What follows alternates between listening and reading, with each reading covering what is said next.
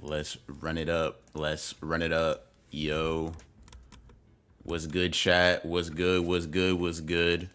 Hope you guys are doing good. Hope you guys are doing great on this fine. Hold on, what's today?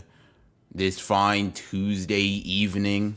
You know, hope everybody in chat besides Sleeping Danger having a wonderful day. Yes, sir. Yes, sir. Yes, sir. Yes, sir. You already know what it is, though. If the title and thumbnail didn't clue you in, yeah, you might be cooked. I'm not gonna lie, but like I said, y'all know what it is. Y'all know what it is. Y'all know what it is. We talking about Gojo versus Sukuna. Now, this is kind of funny because this will be like the third time I've talked about it in the span of a month. However, this time I will say I'm not talking about power scaling, chat. I'm not talking about power scaling. Yasha the Flames, go ahead and hold you a minute, bro. Think about what you said and come back.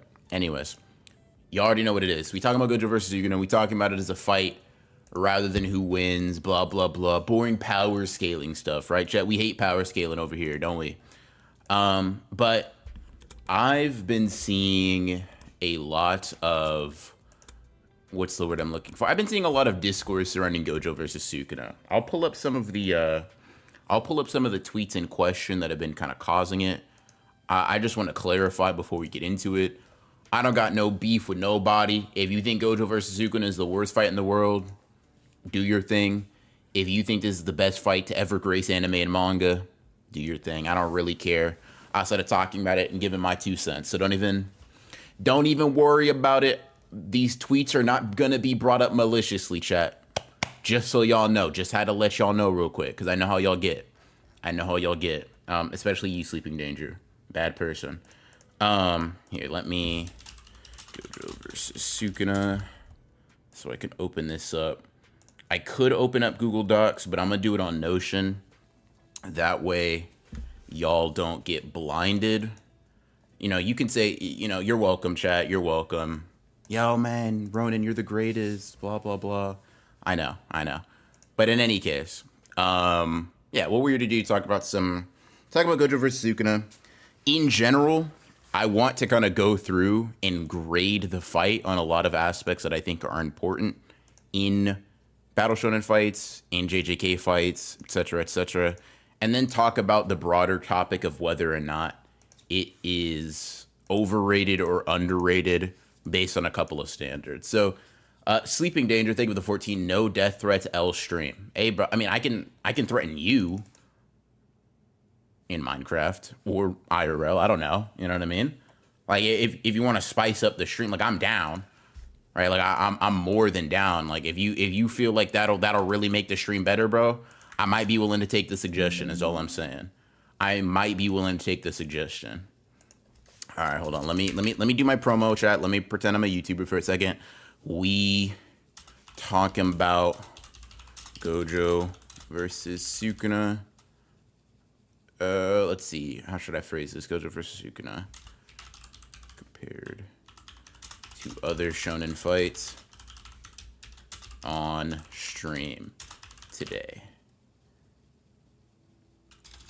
Bet. W promo. Anyways. What up, Mikey? What up, Goat? What up, Goat? How you doing, bruh? How you doing, gang? What's poppin'? All right, let me put it on the community tab too. But anyways, like, you already know what it is. Let me switch things over real quick. We got Gojo versus Sukuna narratively.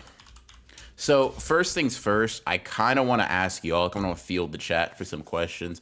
What do y'all think are the most important aspects of making a good fight? Right? So, like, for example, let me write some real quick for y'all. Let me close that. Anyways, let me write some for y'all real quick. Let's see. So I'll put like, obviously, damn, bro, close. All right, themes. I'll put choreography.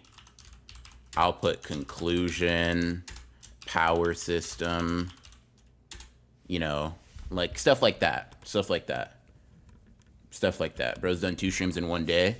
Let me actually put bro on real quick. So Me and Boosham Zero, you guys might be familiar. We did a stream, Fate and JJK crossover one. For everybody interested in Fate, aka JJK's little bro, don't get too mad at me. I'm mostly joking. Me and Shammy did a stream where we talked about kind of like JJK in Fate, except they don't get absolutely obliterated. So that's a stream I did with Shammy. And yeah, we are doing a double feature. We are going back to back, no Drake. So yeah, that's where we at. That's where we at. Guy man, thank you for the 10. Ronan, my girlfriend told me I would never survive bathing in the river of Styx, and I would never defeat Kronos. Am I valid for leaving her? Low key, yeah. Because here's the thing. Here's what I'm thinking, right? Here's my perspective on it. If your girl don't believe in you, who will? You know what I mean? Like, it's mad disrespectful.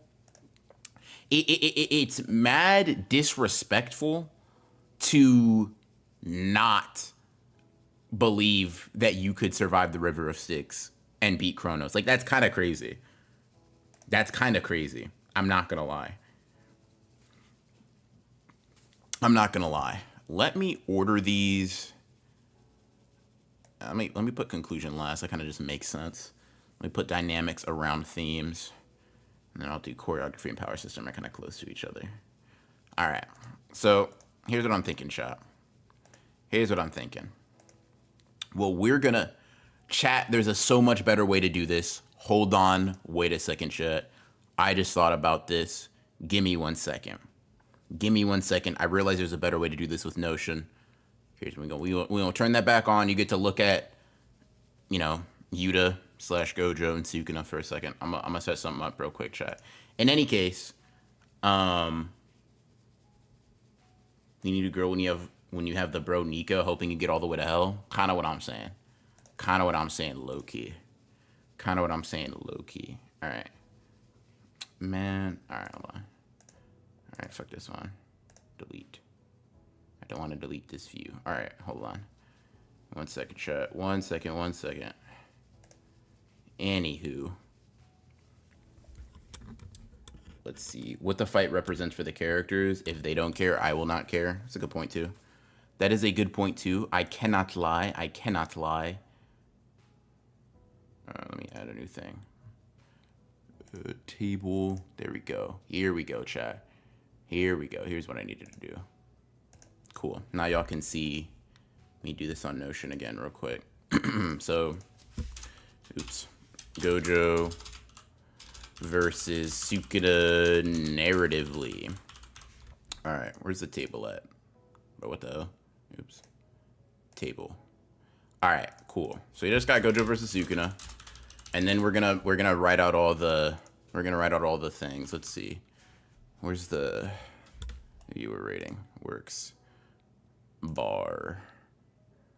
Divide by 10. Make it green. Cool. Be good. So basically, this is gonna be. We'll do choreography. We're gonna score it. We're going to, and by we I mean me, and I'll take some input from you guys. Is essentially what I'm saying. But what we're gonna do is basically score a lot of different aspects of the fight. And then what I want to do is compare it to some other fights and list out ones that I do think are better than Gojo versus Sukuna. Okay. Let's see. How are you simultaneously Lil Bro and Ankh? I almost said something, but I'm trying to be a better person, so I'm gonna let you rock.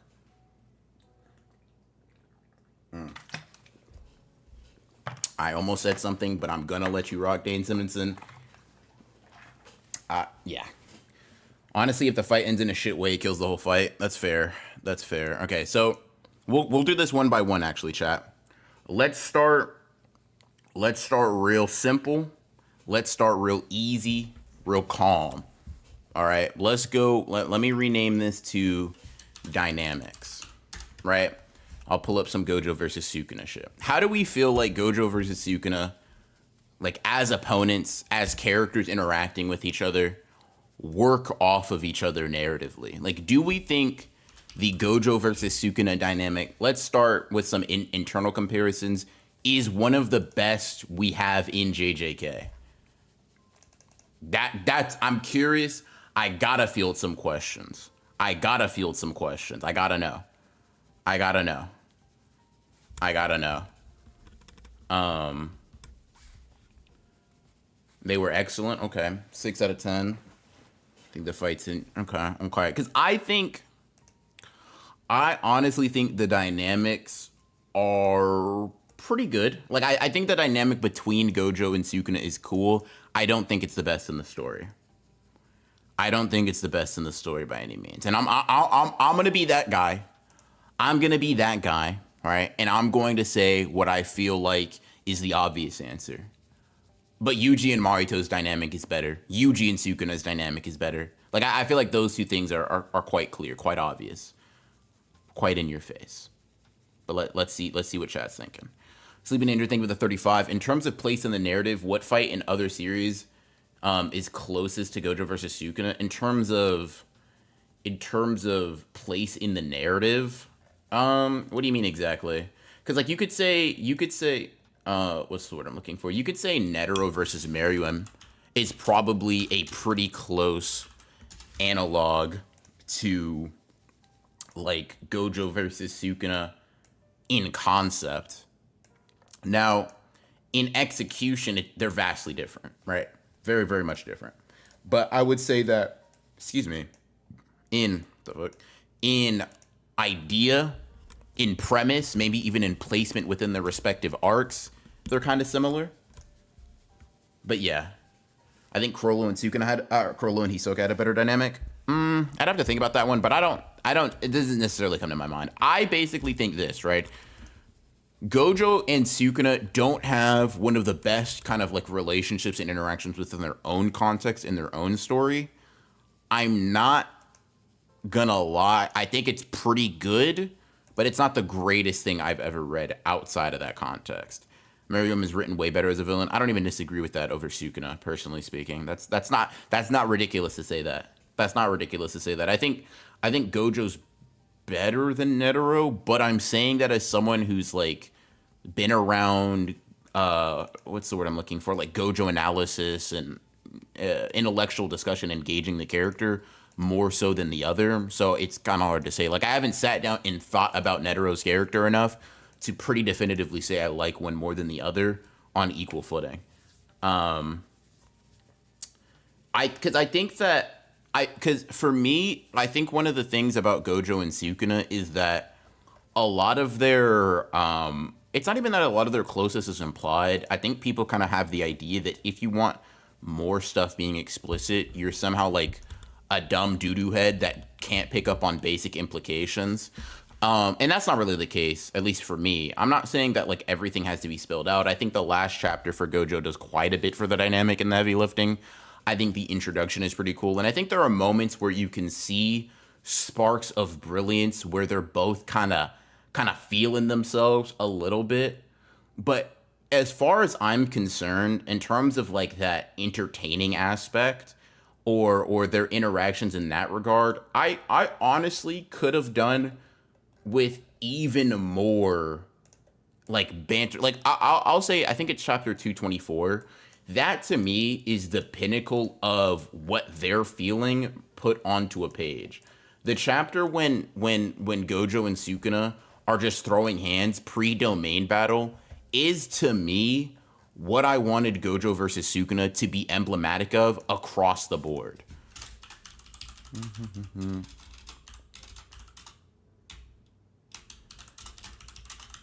Sorry, chat, just writing this up for the community tab post. Gojo versus Sukuna. Overrated. Talking about it on stream. All right. Anyways, finally got that out of my hair. I can fully focus. I can lock back in. In any case, to me, I think Gojo versus Sukuna in terms of dynamics. Not only do I hot take.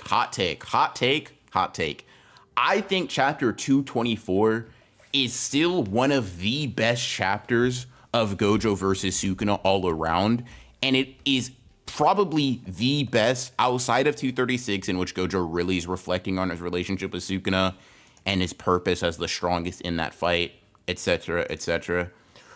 I think that 224 is is the best actual fighting chapter in terms of the dynamics. And I think that the maybe not the story, but the fight itself would have benefited from more of this kind of like just super. It almost comes off as like they're playing, right, rather than a fight, while still obviously being super destructive and super bombastic and all that stuff. Right? We'll talk about like how I like it from a power system perspective and all that stuff, and maybe it'll clue you into why I believe it is the way that it is across the board.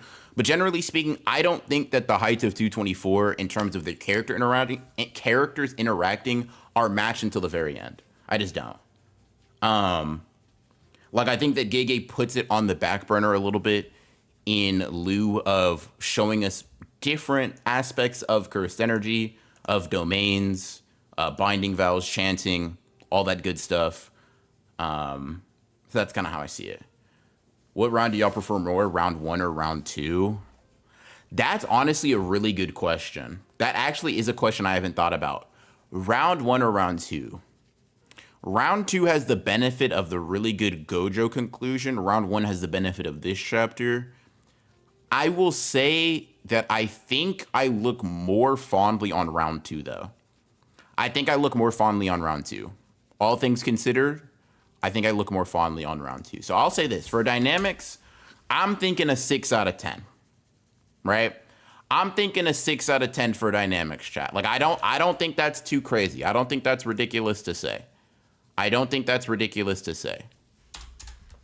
Personally speaking. Let me just duplicate. And I can delete this one. Anywho. Let's see. Let's go on to round 1, not gonna lie. Round 1 is just too domain heavy. I think round 1's cool. I think round 1... Okay, so I will say this, right? I will say this to establish before I even get into further, like, more in-depth thoughts. I think Gojo versus Sukuna was a very fun popcorn fight week to week. That was such a unique experience and such a fun one. I think that it is like unique in that regard for me because I read it weekly, right? I haven't read very many other big fights on a weekly basis, so it's kind of hard to say whether or not I'd feel that way for some other like massive fights in Battle Shonen, right? I didn't read Goku versus Frieza weekly. I didn't read Naruto versus Sasuke weekly. I didn't read Gohan versus Cell or whatever other big fight like Netero versus Meruem. Crollo versus Hisoka. Like those aren't fights that I was, we'll say, privy to on a week-to-week basis and tapped into the community like that, right? From that perspective, I think Gojo versus Sukuna is honestly one of the best, period, right? I just don't value that too much when talking about the fight, especially on reread, where it does not have that, we'll say that extra kick to it, right, chat? That's what we'll call it. We'll say that extra kick. When it don't got that, that's kind of how I feel. Now let me put this back up. Let's see. I read Goku versus Frieza weekly. Damn, bro. Niggas call me Unk. Let's see.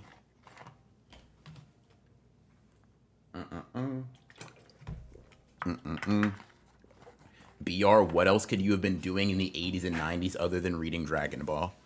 Sleep in Danger, Drown. Let's see. Was Generational weekly? That's fair. And I don't disagree. All right. Now let me see some of the other ones. Conclusion. I think we can talk about that last. I don't think we need to talk about that one just yet. I will duplicate this though and bring in. All right. Next we got theme chat. Now this one's a little bit more nebulous. I think themes in general tend to be, or at least like discussion surrounding them, because I don't think any particular theme is better than another. I'm not gonna lie, I think that's kind of stupid. But specifically, we're talking about how it's executed and pushed forward. I'm not gonna lie, the theme of the fight is probably one of, if not the best. I think the point and the messaging, the themes and such, if you will, is just the best part of Gojo versus Sukuna. I think it's themes and such is so unimportant for me. It's crazy. Now, Sleeping Danger, first of all, You know what? If you were someone else, I would have been nicer about the way I would put this. You don't believe that. You don't believe that. You don't believe that. Let's see, choreography. Now, I am inclined to agree that it's not like, what's the word I'm looking for? It's not something that's necessarily in the forefront of a reader's mind all of the time, but the point is why it's happening. The point is why it's presented in a specific way. The point is why Gojo versus Sukuna has its conclusion and why these characters interact in the way that they do, right? That's why I think the theme is so ever present. I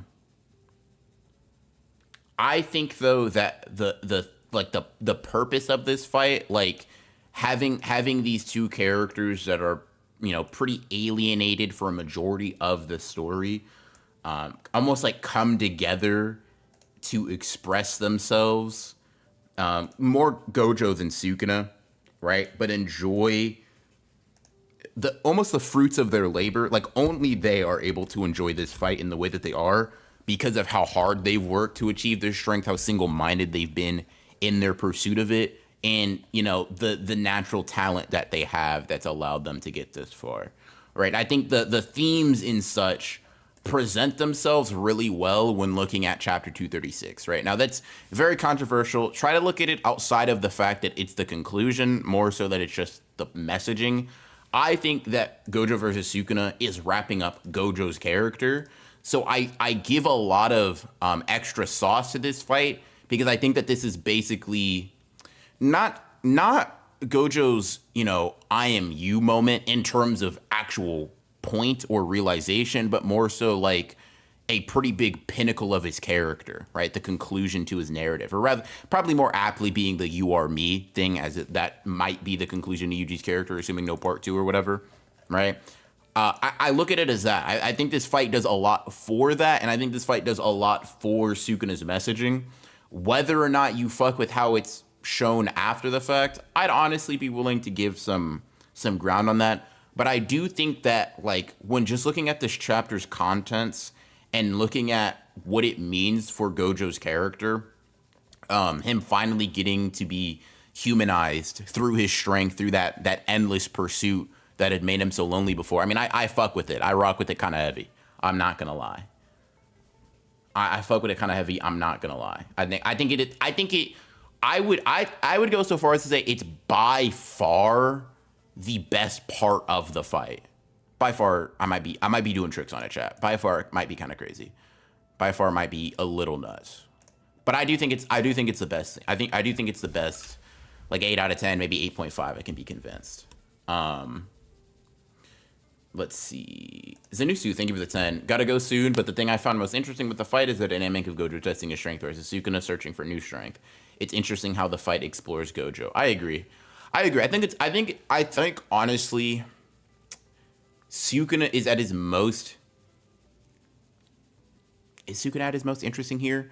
Well, okay, I'm removing aura from the conversation, right? Because I think Sukuna has more aura in other parts of the story. But I think when exploring him narratively, this is Sukuna at his best. Would I say it's Gojo at his best? I don't know. I'm not quite sure. I'd have to think about that. I don't think about Gojo all that much because I don't really fuck with him that heavy relative to like the fan base kind of like perspective on him. But I would say this is probably the highlight of his character. I would probably say it's the highlight of his character. Let's see. That humanization is honestly pretty weak in hindsight. It's shallow. I don't know. I don't really think so. Like I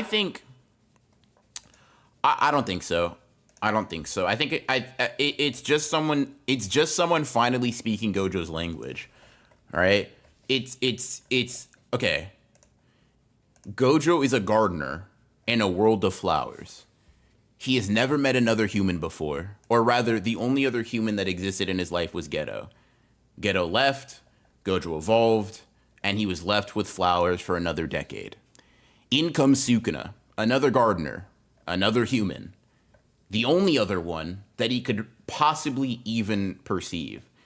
Gojo wants to reach out to him, person to person, and make him understand him. He wants to like impart some aspect of himself on the Sukuna, as well as have Sukuna express himself in a way that only Gojo could allow. He gets fulfillment out of it, but he kind of feels remorseful that he didn't do that for Sukuna, right? That's the way I would kind of describe in analogy form what this fight means in a nutshell. And I think that it's not the most profound like message in the world for sure, but I think it's substantive, and I think that it is good enough for Gojo's character. It's good enough to conclude the fight in my mind, right? I think that you can maybe have problem. That's kind of where I differentiate the dynamics of like how they interact on screen versus the themes versus the messaging. Because I don't necessarily disagree that you could have maybe had Gojo express that a little bit more upfront. I'm not necessarily for or against it. I'd be willing to hear out discussion on it. But I think that the actual point and the purpose is really nice. I really do enjoy it, personally speaking. I honestly think that it is the best thing. Would you ever say that Sukuna was satisfied? I would say Sukuna is satisfied in the sense that anybody who eats anything is, right? So like if let's say I like my stomach was infinite, right? I was really on my fat fuck hours, right? Really big. And it was impossible for me to be full. I would be satisfied when I eat something because of the immediate pleasure, but I'm not satiated. I'm not full. I'm not content, right? I think that Sukuna was at many different points interested, engaged, satisfied by the people that he had fought, Gojo specifically, but I don't think that he was ever fulfilled in that way. Because for Sukuna, there was no, like, it was something to pass the time until he died, right? It wasn't, I mean, it was his lifestyle, but it wasn't something that he was trying to reach an end goal for. He wasn't trying to get something out of it other than, you know, hedonistic pleasure. And that's, and can you really be satisfied when you're in a constant pursuit of that? I don't really think so, but maybe somebody else a little bit more, you know, tapped into philosophy would be able to give me an answer. I'm not a hedonist myself. Saying he'll remember someone for the rest of their life is testament to satisfaction. That's completely fair. I'm not mad at that. I think that, like, the reason I would say that I don't think Sukuna is satisfied in the conventional sense is just because the way he talks to Kashima, where he's not looking for some end means. He's just like, yeah, no, I'll just kill people and fight until the end of my days, right? And I think the avoidance of this question, then are you satisfied? If so, why divide your soul and cross the ages as a cursed object? Sukuna avoiding this, to me, in the way that he does, kind of implies that he either isn't or doesn't know. Because he then says, I've never needed anyone to say. He does not answer if he's been satisfied. He just says he doesn't need anybody to do it. Right? I don't interpret that as like a contentment in that regard. Right? I think he's like, it's satisfying, like, when you eat something that tastes really good, damn, that was satisfying. But that doesn't mean you're full. You're still hungry. You can still want more. You can still desire and yearn and, like, vie for more. That's kind of how I see it. It's like eating a double cheeseburger combo from McDonald's to get the job done, but it's not a 5-course meal. You know? Hey, bro. The analogy works. I'm behind it. Let's see.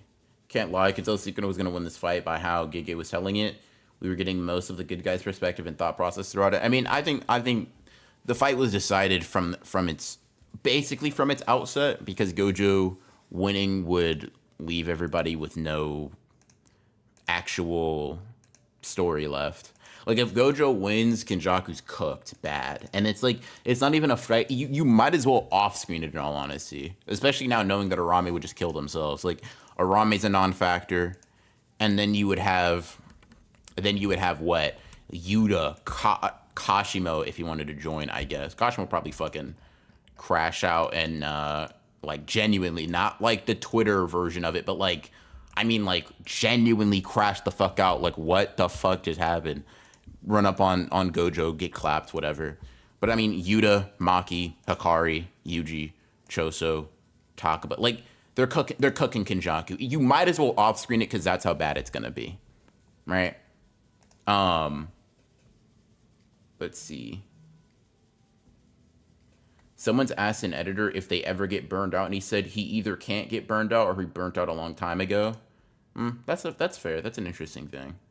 It's an interesting thing. Kenny got cooked by Takaba, so what's the worst fate? I mean, who the fuck is calling me? Hold on. Oh, no. We're good to that. Anyways, I mean, the worst fate, narratively speaking, what I just proposed, and that shit would be ass. Sukuna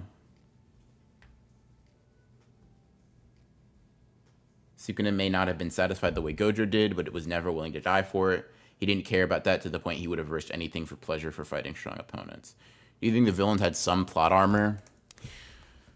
The idea of plot armor, like, it's weird because it's just such a broad topic, just such a broad concept. Do I think that in some cases Sukuna specifically got weird bullshit and to fall in his favor? Yeah.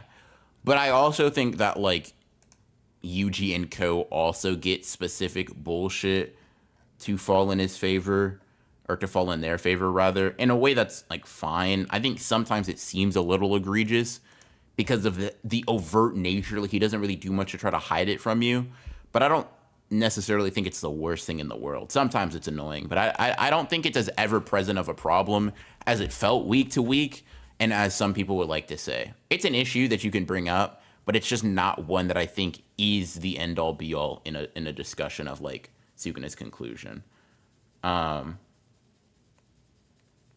Speaking of Kenny, what's your opinion on Kenjaku versus Takaba in respect? That's actually a solid fight. I'm not mad at that. I think the fight was cool. I was mad when it happened because I was like, fuck, dude, Takaba, like, really? But having seen it, even on a week-to-week basis, like, I got to give it up. Gege's kind of cooking. Once he leaned into, like, more of the Kenjaku satisfaction, I was like, all right, that's actually kind of cool. I'm not too mad at that, in all honesty. Yeah. Anyways, right? That's for the themes. Now, let's talk about. I'll put choreography first. Let's talk about choreography, chat. Now, I have a hot take again. I know, Broken Ronin, more like Broken Contrarian or whatever the fuck, right? I think that once again, outside of 224, Gojo versus Sukuna does not have most of Gege's best choreographical work. Don't know if that's a word. Correct me, and you're banned. But anyways, I don't think that outside of, like, what I'm showing here, the panel-to-panel stuff, okay, let me set the tone. The panel-to-panel stuff in JJK is always good. It's always good. Gege knows what he's doing. It's like 99% of the time really good. In Gojo versus Sukuna's case, it is good as well. I think there are multiple instances in the story that are better, and when looking, we'll say, cross demographically, cross genres, there's also a lot better. Like, I don't think that Gojo versus Sukuna is a more interesting fight in terms of the panel-to-panel action than Yuji versus Mahito, than Yuji versus Choso, than 231's not bad for choreography. I agree. 231 is, let's see, is 231 where Sukuna gets, I could just fucking check. Yeah, 231. 231's not bad for choreography either. 231's not a bad choreography chapter either. I like 224 more, but that's not bad at all. 235 is peak choreography. 235 is really good with tension. I don't know if the choreography stands out as Gege's best. I think he's really good at keeping the moment tense. Hikari versus Kashima is another good one.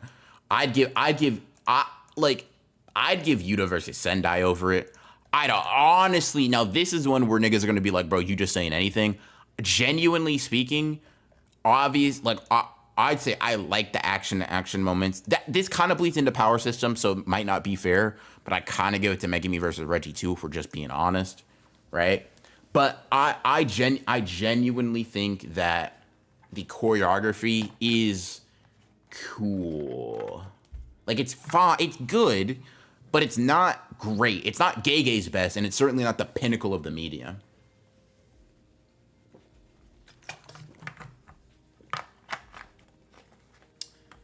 Let's see. The power system was amazing, but it removed opportunity for good choreo flow. So much is spent on explaining what's happening. That's also true. That's also true. But yeah. I saw Mega Me vs. Reggie coming my way. We know you. Yeah. I mean, obviously. Listen, one of these days I'll just make a video dedicated to why I love that fight. That fight is so fucking good, man. Holy shit. I think this is one where the anime is going to shine more so than anything else. I think if Gojo versus Sukuna gets the Sukuna versus Mahoraga treatment or Sukuna versus Jogo treatment, it gets propelled into best fights in anime discussions. Excuse me, simply because it'll look fucking phenomenal, right? Like that's completely fair. I don't think it'll change how good the manga's fight is, but it'll propel the Gojo versus Sukuna as an anime fight into different conversations. I mean, I think the anime made Sukuna versus Mahoraga one of the best fights I've ever witnessed in my life. And Sukuna versus Mahoraga in the manga is nothing special. It's literally nothing to write home about. It's just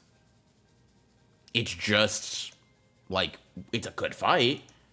But the anime could take a cool fight into one of the best spectacles I've ever witnessed in my life. The peanut gallery explaining stuff gets infinitely worse on reread. I agree. I don't know if I judge it too harshly because it's like we had to learn that information sometime, but it does kind of fuck up with it does kind of fuck the flow up.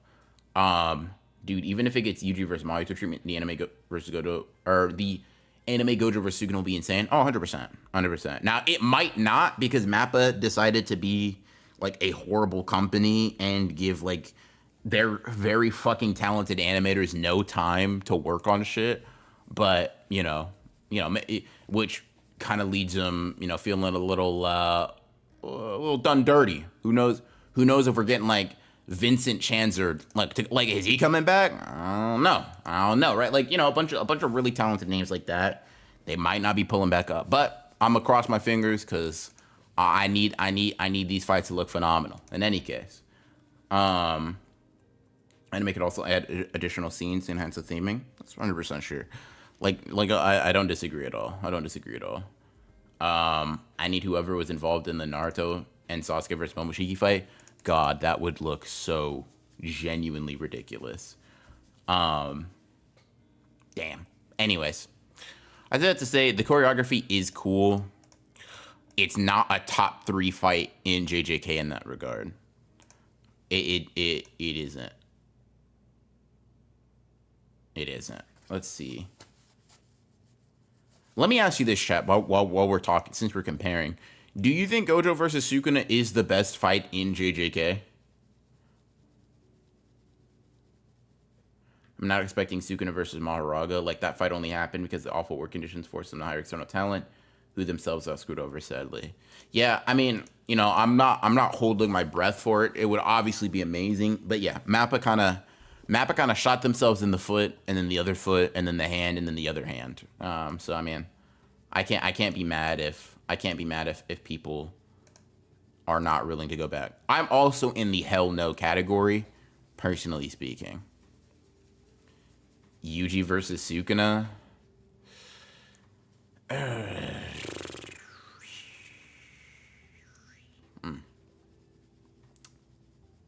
First of the 4, we deadlock battle in the Cooling is my favorite. Yeah, Yuta versus Sendai I like more.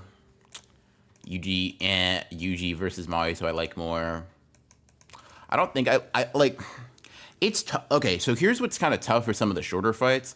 For some of the shorter fights, I don't have the criticisms I have, but I also don't have like the long-term analysis staying power. Like Hikari versus Kashimo is a really good fight, but I'm like, do I like what it means for the series as much? I don't know. It's certainly more fun to reread like now, but for the characters, does it impact them as much? For Kashimo, for Hikari, like, I don't really know.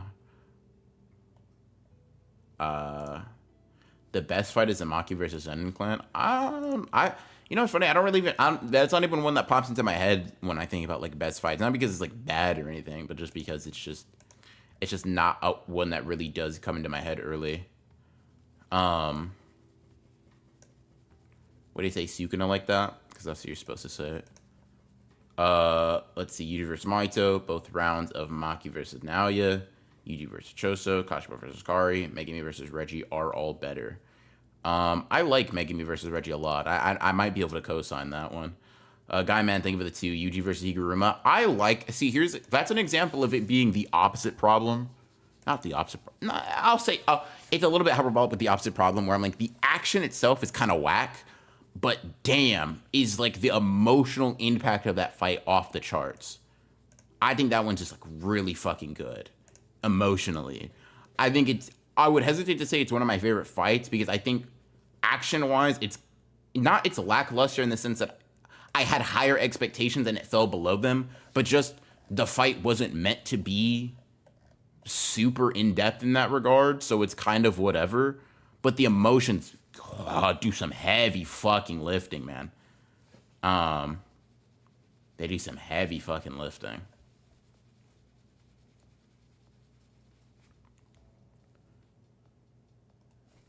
Hikari versus Kashima is the junk fight of narrative fights, or the junk food of fights.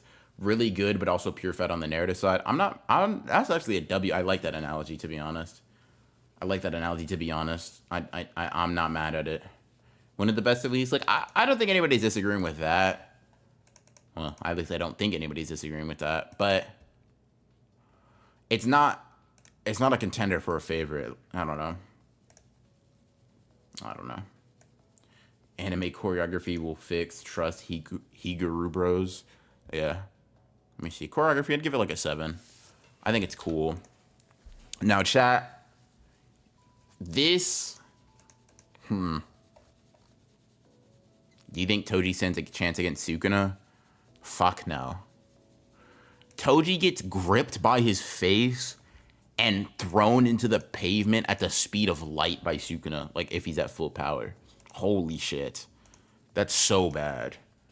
You know what happened to Ishigori? That happens to Toji and Maki if Sukuna's at full power. Like, it's just not, it's not really good. It's not close. Leaf Blade, you think with a 5. Gojo versus Sukuna is my favorite for getting to see the power system taken to its absolute limit. Gojo willing to give himself brain damage for the W. I think Gojo puts on a show for sure. Definitely a showman.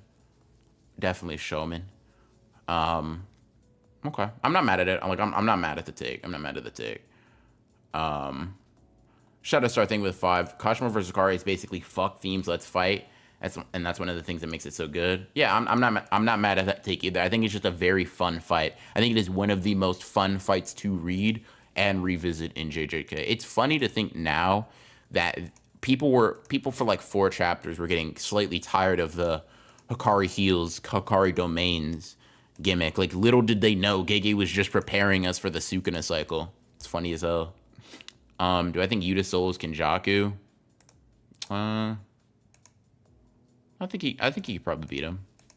But I think it's like an extreme diff fight to the point to where there's no point in sending Yuta alone so he can come back fucking damn near croaking to go fight Sukuna. Low-key, anything higher than 3 fingers are getting cooked. To be honest, Domain might diff him even at 3 fingers or lower. I don't know, though. He'd do Toji worse, but you didn't hear that from me. Oh, brother. God. I'm not going to say anything. People were hating on Hikari when those chapters coming out. I think, like, the healing shit. Like, people were getting tired of the jackpot, blah, blah, blah. Which is, like, whatever.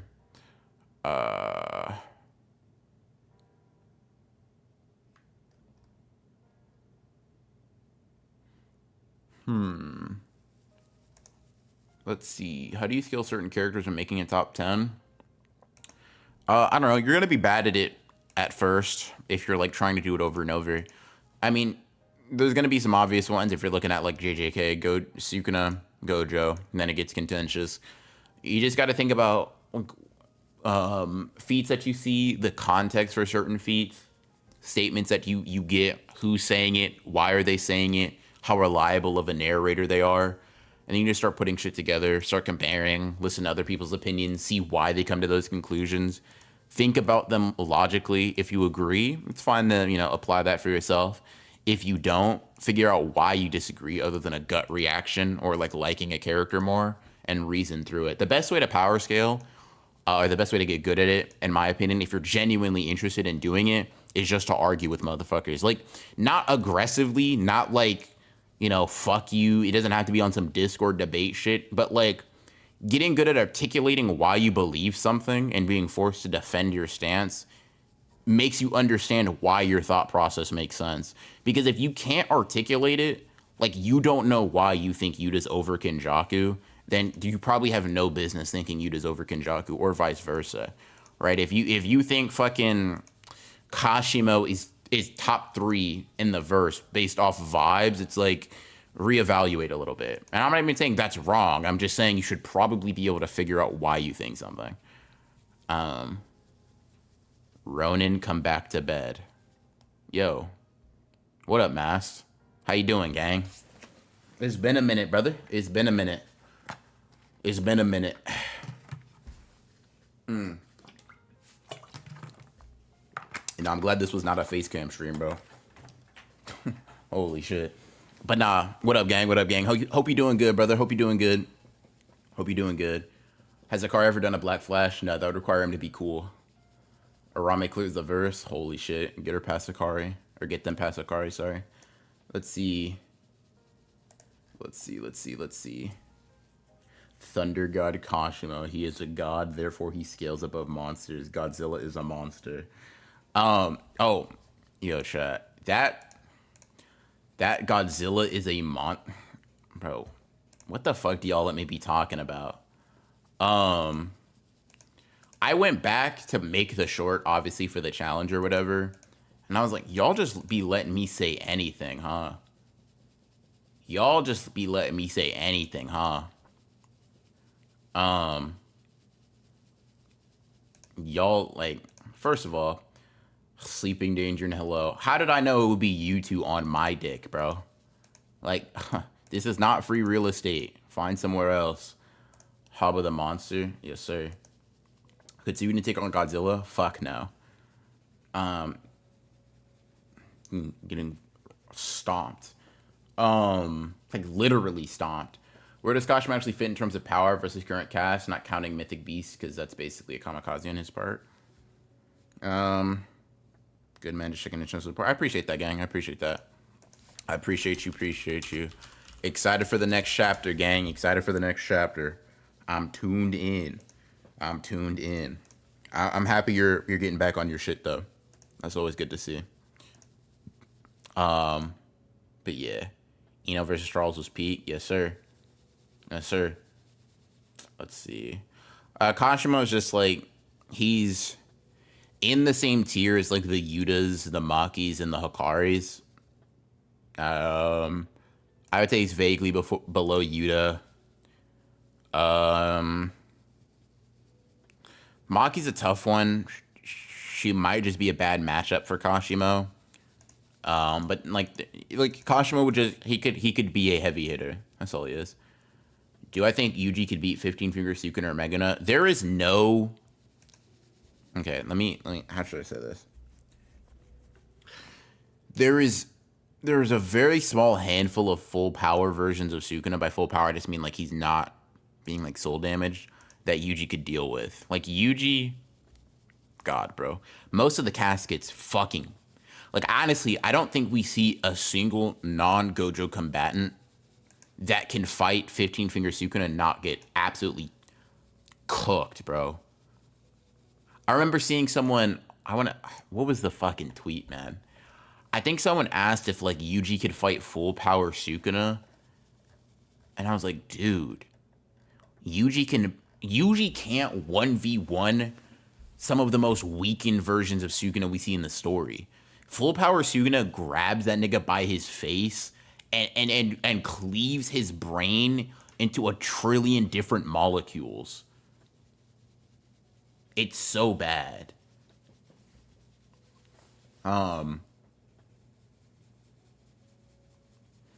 We got to get Kashima past base Yuta. I think you're doing tricks on it. I don't think Yuta gets away without using Rika or like Awakening or whatever. But like, I think Yuta does win. I think that's fairly obvious. Hint, hint, chat. I might be doing a debate about that soon on stream for y'all. Hint, hint. Actual real one too. Let's see. Absolutely love this tip in. Fucking anywho. It's honestly my biggest problem with the ending, that Yuji gets turbo fucked by Sukuna. Do you think anime feats are canon?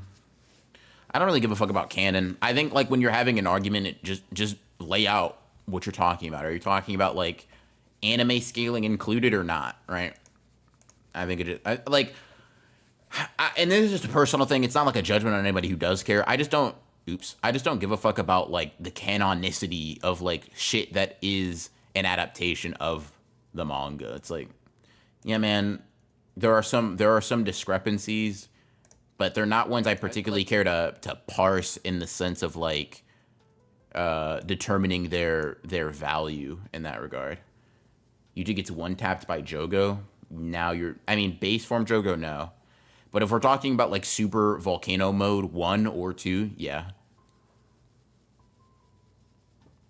Let's see. That all of the Sukuna. I wouldn't necessarily call them disappointing. Like all of them, like, okay, I'll put it like this, right?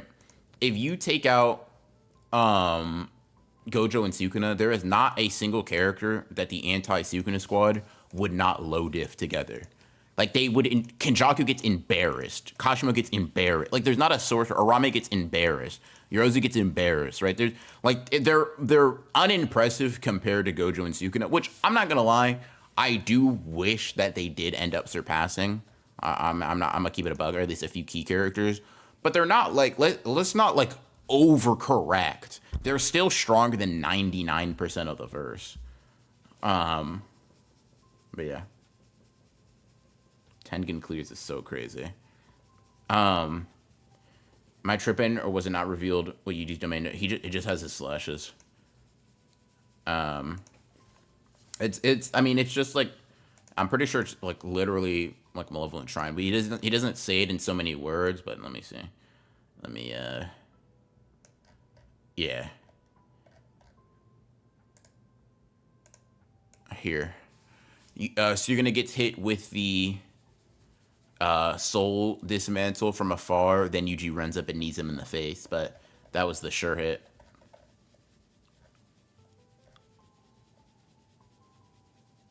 Yeah. Not base Yuta. And this is with Amber. Sure, maybe not base Yuta, but like there's not a like Mythic Beast Amber Kashimo gets like fodderized by like 2 of them, bro. It's actually kind of bad. Like, Yuta and Maki put that nigga in a blender.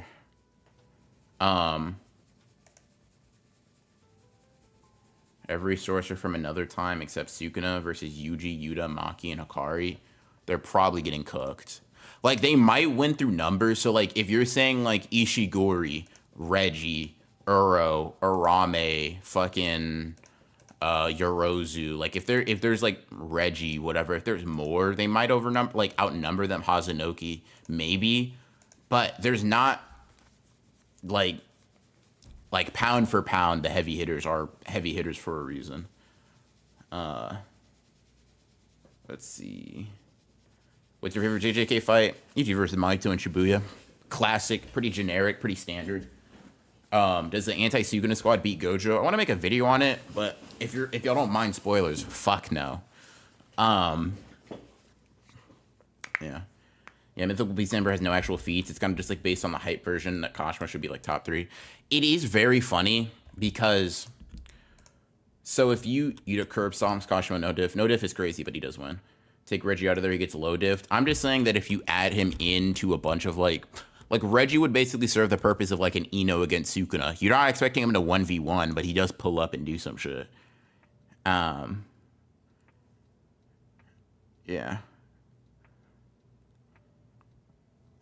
What was I gonna say? Oh, Mythic Beast Emperor Kashima. He doesn't, yeah. He does not, okay. I was talking about this, and it might come up. Me and Twister Connor are gonna debate on stream sometime, probably pretty soon. But Mythic Beast Amber Kashima has like, God, bro, it's so disappointing. He should still be a high tier, don't get me wrong. Like, he's not super ass, but like also, No domain, kind of shit. I'm not gonna lie, it's not looking good. Okay, here is the best thing you kind of have for Mythic Beast Amber Kashimo, right? This is the statement to use. Kashimo's body has now surpassed the limits of mankind. Right? That's it. Because what he does prior to that is not only does in base he slap the shit out of Sukuna, right? Like he hits him with a good old two-piece before like shrouding himself or whatever. Or maybe you can say, oh, the technique's already activated fully. Maybe, whatever, right? But it's like he fights a featless Sukuna, a nerfed Sukuna. Sukuna like super fucking weak, super fucking garbage. Excuse me. And then when a version of Sukuna that we do see kind of scale somewhere pulls up, Kashimo's not shit. Like, he blocks some of his attacks, but if I recall correctly, he does not land a single fucking hit. Not once. Just gets, I mean, spat on, bro. For the record, you were bugging me. You said all domain users beat him.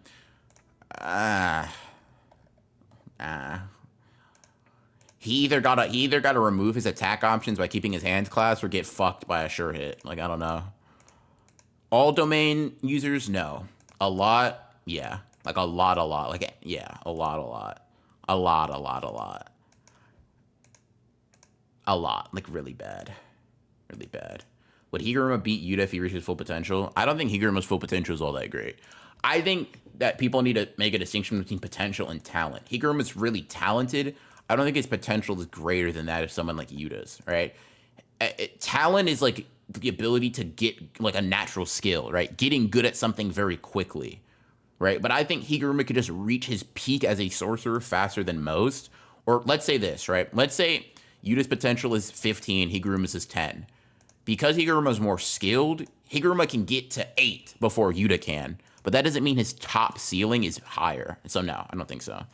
I don't know if I think Higuruma's even like top 5 in terms of like being the strongest with his full potential. Let's see, Lobotomize Sukuna, who's probably vaguely below 15 finger, ending getting wiped by regular dismantle. Yeah, I mean, yeah, I was talking about this earlier, but like these are like those are regular slashes, right? That's not a cleave. As far as we know, that's not a world dismantle. It's just, these are just dismantles. That's it. Yeah. Anyways. Fraud ends from how it reads. Hollow Wicker Basket stays up for a bit, even if your hands aren't clasped. Depends on the quality of the barrier. Like, it would just be like a simple domain thing where it's like with Yuki, it can get stripped faster or slower depending on how good the barrier is. But it depends. We don't know how good of a barrier user Kashimo is either. Like, is he better at it than Reggie? Who knows? Is he better at it than, you know, who? How do we know? Like, who is he comparable to? No. Don't think Kenny versus Kashimo. Kashimo probably loses. Domain. Domain plus gravity plus maximum Uzumaki plus he's not going to use his curse technique. Let's see. He does use World Cut right before that. Yeah, that's fine. I'm just saying that's not what kills him. He just cuts off what like Kashimo kind of avoids it, and you know whatever part of him got hit gets cut off, and then regular slashes kill him. So that's whatever. Would Kashimo versus Rame be like? Kashimo probably loses pretty bad. Just simply because he can't heal, and getting frozen once means the fight's over. Like that's not necessarily because Arame's a lot stronger than Kashimo. I think Arame's just a very, very bad matchup for a nigga that can't heal at all and has no other option than to get up close and personal. Are you guys saying full power, full potential? I'm saying full potential. I'm saying Higuruma's full potential is cool or whatever, but like, okay, like I'll ask you guys this, right? What can Higuruma do with his full potential that he can't do now? Because he already has domain amplification. Maybe you could say his RCT is better. Sure. His domain is already his domain, right? What new ability do you think he would grasp?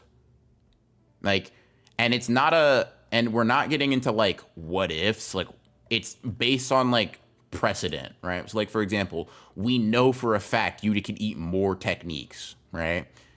That's precedent. We know for a fact a 10 Shadows user can tame Mahoraga, right? Or that Mahoraga can be tamed, for example. We know for a fact that like Yuji can take more time with a technique and become more refined. We see it happening in real time, like stuff like that, right? Yeah.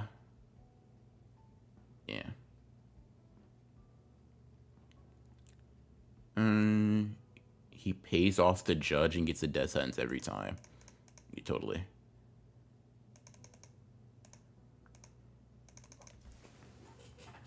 Let's see. I think Kashima shirt lighting may be deadly as Arame's eyes. I don't. Okay, hold on. Let me clarify. I don't think Arame's all that strong in reality. I think Arame kind of has some pretty bad anti-feats. I also think that I think that if Arame and Kashima were to fight, Kashima's dogging them out. But Kashima has a prerequisite to get off the lightning. Arame, as far as we know, doesn't have a prerequisite to get off the ice. Arame just has to blow in his direction, and if he's in the vicinity, he kind of getting an arm loss, and it's like, that's bad. Let's see. Fan fiction max technique, auto shirt hit sword execute. Yeah. Under those pretenses, he would have really great potential for sure.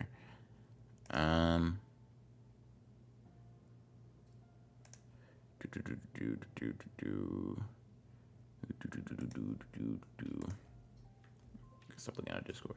Think Kashima blitzes Arame though? Maybe. Cold ass breath. All right, bro.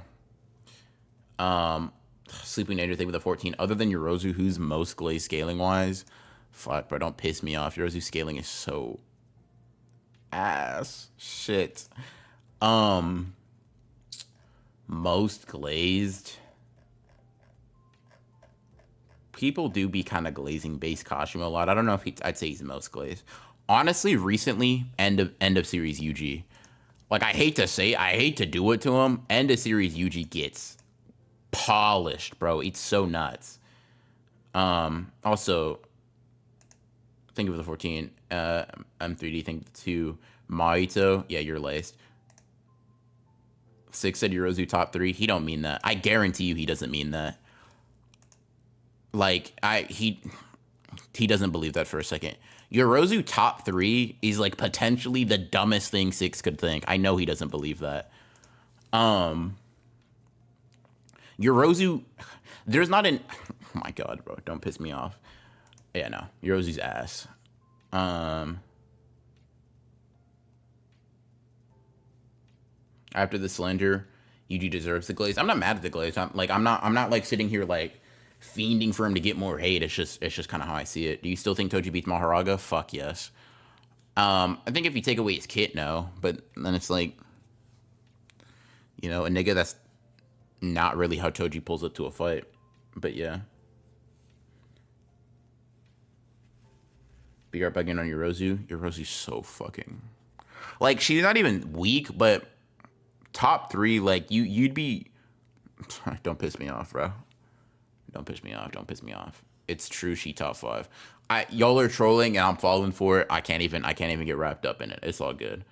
Kashima Soli's Yuji. The fuck you mean, bro? When did I say Yuji beats Kashima? 1. Let's see. Toji's not beating Mahoraga. Alright. Let's see. Chat piss him off.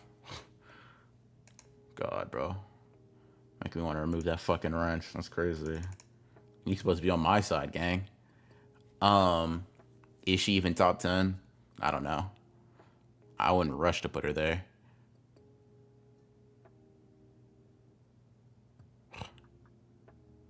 M3D, don't get banned because Testro said attack. That's all I'm gonna say. Don't listen. I'm gonna just tell y'all this, right? I can ban you. Can he unban you, chat? That's all I'm gonna say. That's all I'm gonna say. That's all I'm gonna say.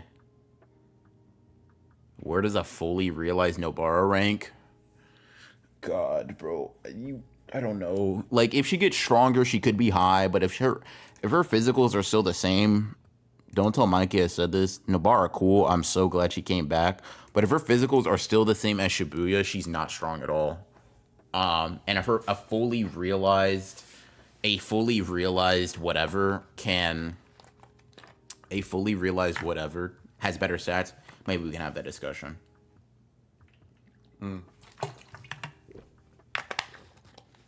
Miwa swordless to make it fair versus Sukuna.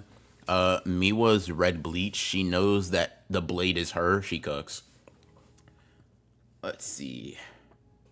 Anyways, back to the topic at hand. Power system wise, chat. Let me ask y'all, how are y'all feeling? I imagine this is a lot of people's favorite aspect of Gojo versus Sukuna.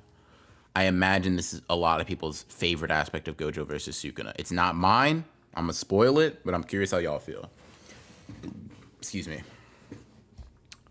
I'll put Core. Give me 7.5. It's not bad. It's pretty good. Whatever. Miwa Oradef's the verse. Duh. Grass was green. Sky is blue. 8.5. Okay. Okay. 10. 10 out of 10. 10 out of 10. Actually, one of my least favorite parts, paper note. I'm so glad you pulled up, gang. It's not ass. It's not ass. It's not my least favorite part. But we're ranking the power system right now, Demon Akazuha. Fuck, y'all are heavy. Y'all not gonna make my job easy for me, huh? Y'all said, nah, bro, you gonna have to work to convince us. That's crazy. No, that's nuts. Imagine you get touched by Mahito, could use RCT to counter it. Most likely not. Not because you can't heal soul damage, but because, like, he's not so much damaging you as, like, changing the shape of your soul. So that your body, like, your body now follows suit, right? So, like, imagine Mahito touches you, right? And he turns your arm into a trombone. There's nothing to heal, right? You're not technically damaged by your soul standards. Your arm's just a trombone. It won't go back, right? Because the problem is that it's not damage that's recognizable. It's just different now. I think that's what auto transfiguration does in general. It's not a 1 out of 10 chat. Like, it's not ass. But yeah, they push it to its limit. I mean, sure, but I don't think pushing it to its limit made it good. I will say, once again, take everything I say with a grain of salt, right? Okay. I think that it is serviceable. I think it's serviceable. So let me hit it with a 7 out of 10, right? Let me hit it with a 7 out of 10 real quick. I think that Gege gives us a lot of new information that, while cool, to me is a little bit only because there's kind of like, you have to, okay. Let me see if I can find an example, right? Let me see if I can break down some of this with y'all, right? Exhibit A, right? Pretty early on in the fight, literally like chapter 225, I think the second chapter in their actual combat, right? I'm gonna ask you this right now. Please, if there's actually an answer, I'd love to hear it. Why was Gojo not informed about Sukuna having an open barrier domain for Sabbath? I think, now this is only one example. That's fine. That's cool. That's whatever. Right? However, I think this is emblematic of a general problem I have with this fight and a lot of what happens in Shinjuku, but some of this fight. Right?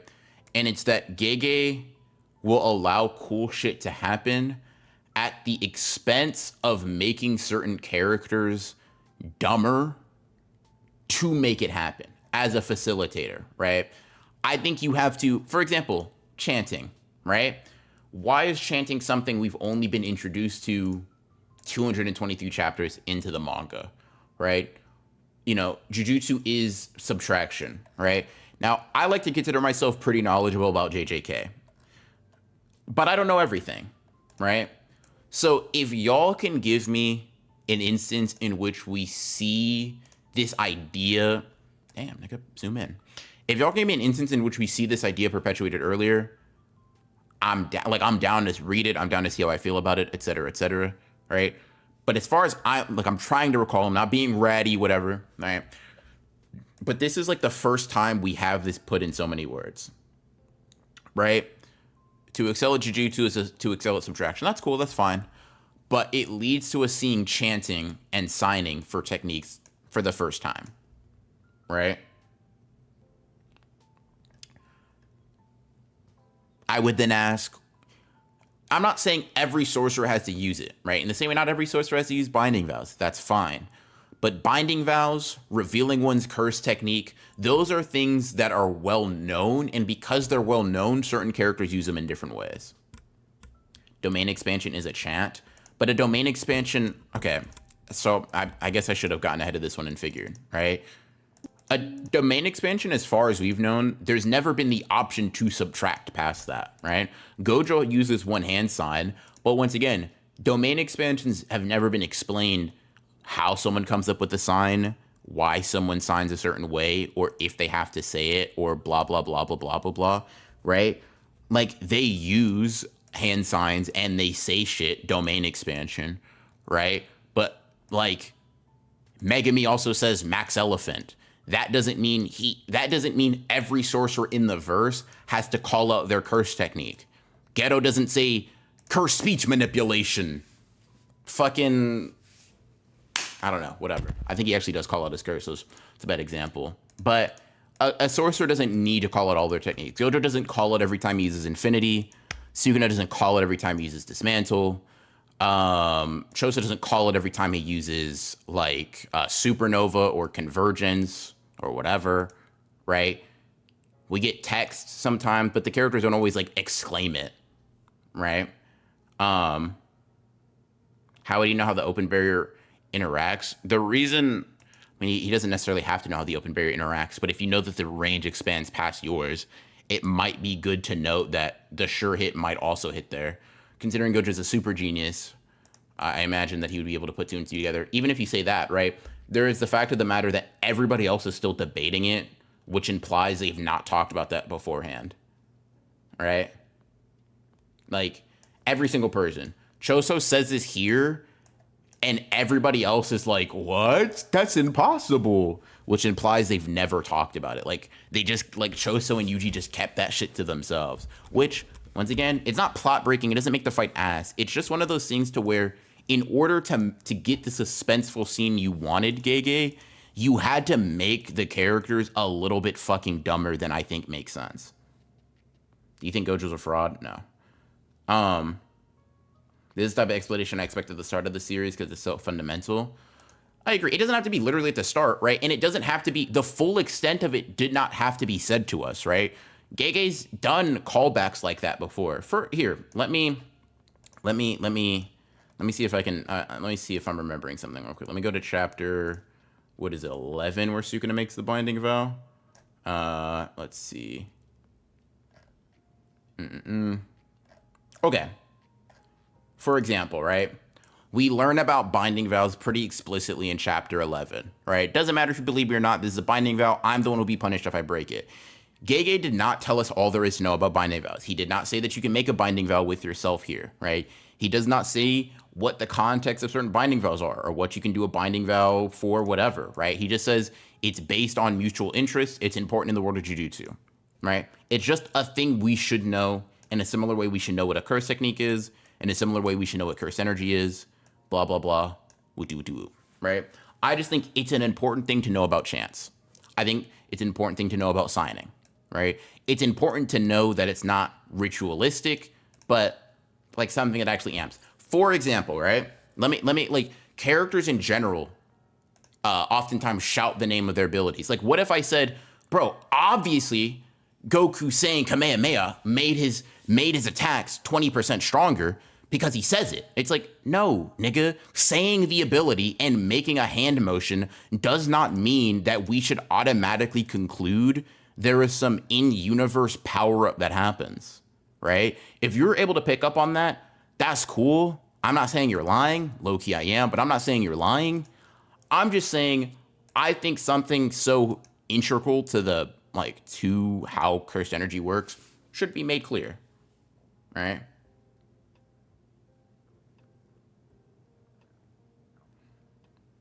Not seeing a binding about be broken is kind of trash. I mean, it's whatever. Goku does not need to say it, for sure. But he does, like, almost every time, right? And I'm saying, like, assuming that because a character, oh, bro, he formed his hands to say it and then said it, right? That means every time he's using it, he's been amping it behind the scenes. It's like, that's, like, saying the name of your technique and then, like, using a specific hand sign is just, like, anime and manga 101. The power increases from binding vows using the chance.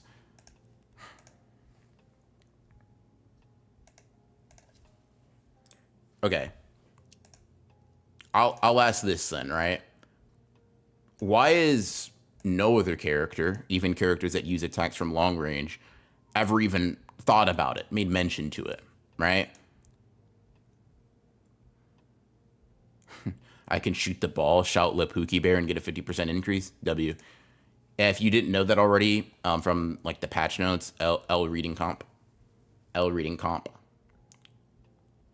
And I'm not saying that like okay, for example, like there's shit that can be ambiguous or just like not fully explained, like barrier manipulation, right? There's no reason that we should think that Gojo can flip the barrier of his domain outside of the fact that we know Hikari shifted his coordinates. Cool. Barriers can be manipulated like that. Bet. I'm down. That's cool. Like that works for me. Right?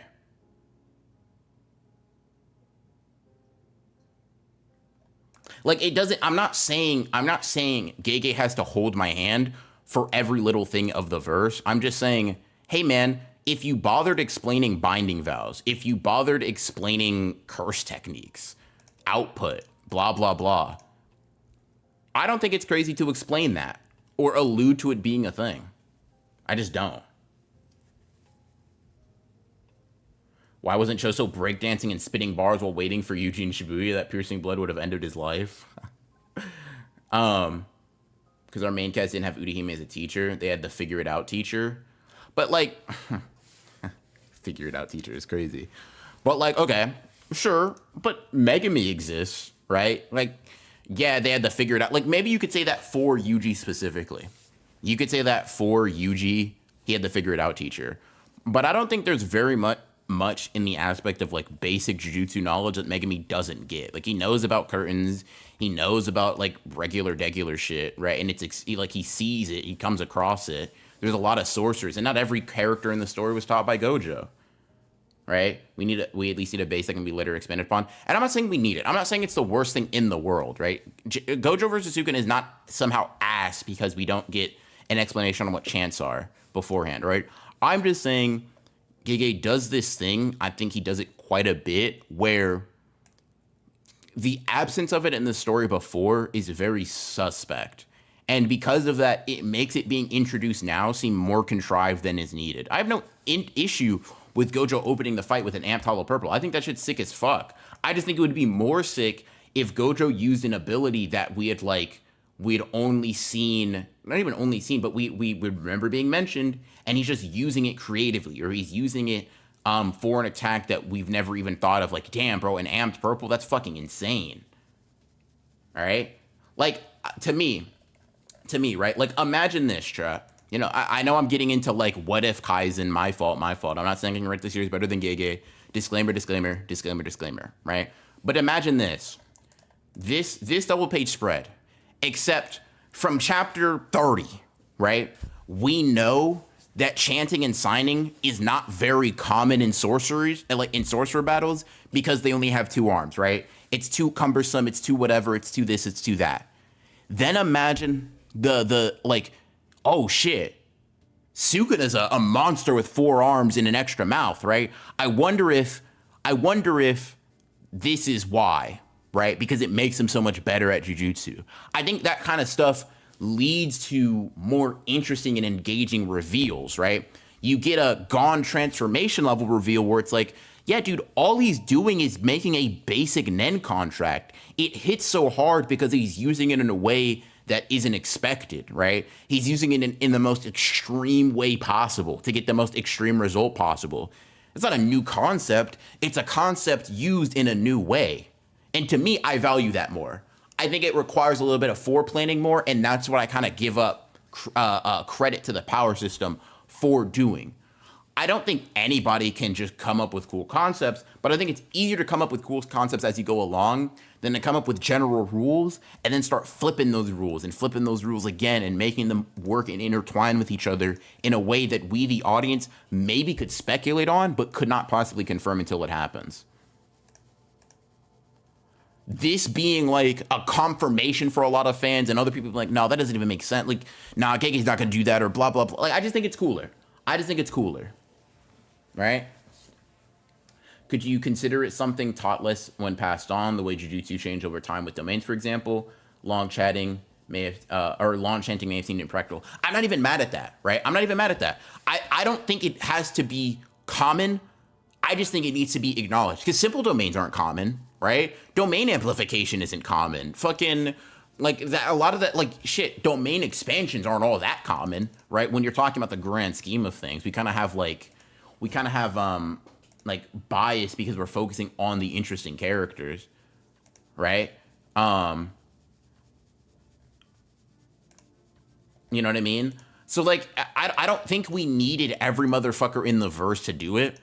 I'm not mad at it being like a long-standing tradition to ignore it or whatever and just focus on subtraction. I just think it would have been cool to be acknowledged. That's all I'm saying. Let's see. Which part of Tagashi's writing should Gege have stole more blatantly?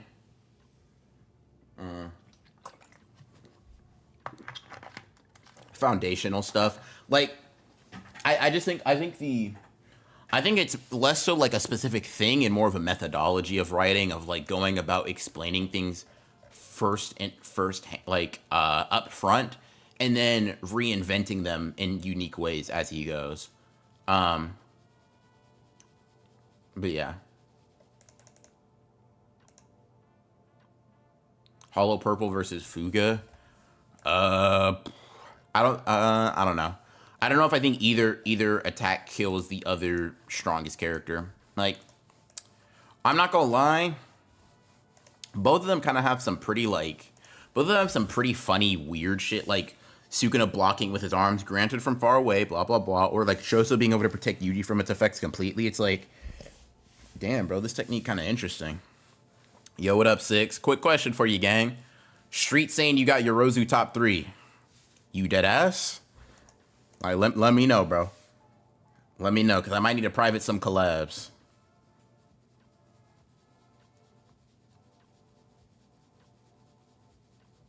Let me know, gang. Anyway, hope you're doing good outside of that. Let's see. Then the only hit for chance is giving empowered words. Let's see. Yuji versus Yorozu. God, bro, I almost rolled my eyes out of my head. I don't even fucking know. I don't know. Maybe she has a better domain. Let's see. Yorozu's D top 3. Damn, chat. Let me go in and private some shit, bro. I can't have this nigga on my channel like that. That's fucking. Hold on. Nah, this is crazy. Gotta hide some stuff in the vault. But yeah, Gege mentioned that he liked how Fate Zero skipped all of the explanations, even though it did that because it's a prequel. Zero expected to know this stuff from reading Fate Stay Night. Yeah, that's funny as fuck. It's interesting how Fuga vaporized everything around Choso's blood barrier. Yeah, it's interesting. Interesting indeed. Perfect Spear is a top 3 attack, I think. Perfect Spear in terms of AP alone should probably be like the best. If you go off if the statement is definitive, then yeah, it's better than everything else. But I thought I was lying, low key, or I thought he was trolling. That is unfortunate. You got to admire standing on business. No, the fuck you do not, bro. Holy shit. I'll be saying stand on business, and then it's fucking horseshit. But I'll let it rot. 6 to homie, so I'll forgive him. It's nothing too crazy. Let's see. Do you actually know what the merger does? No. Anyways, these are my points for the power system thing. Now, I think it's cool. We get to see a lot of questions answered for like how many times they can open domains, blah blah blah. Whoop de whoop de whoop. I just like a lot. It comes like I think the power system being pushed to the limits comes at the cost of Gege kind of not necessarily making up new limits, but making up reasons for these to be our discoveries and for these to be like plot twists. You know what I mean?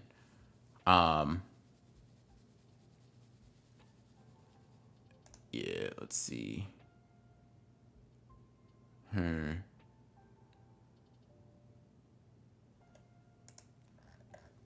But yeah, let me see what else we're looking at right here.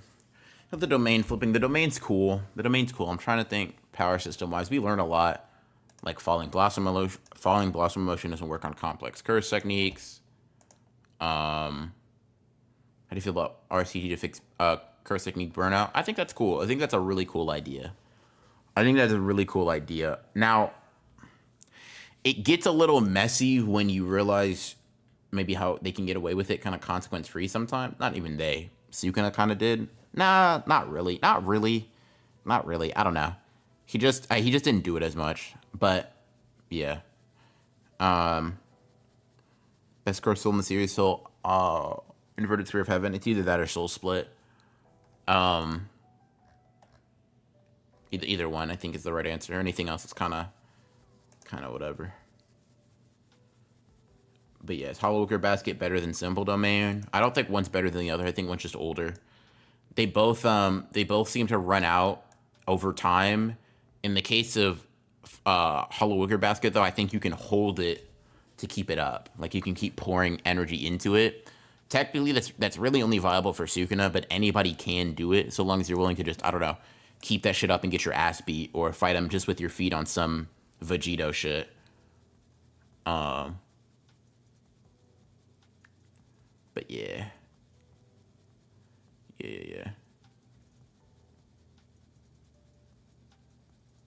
Wish we saw Heaton or whatever the fuck Sukuna's literal was.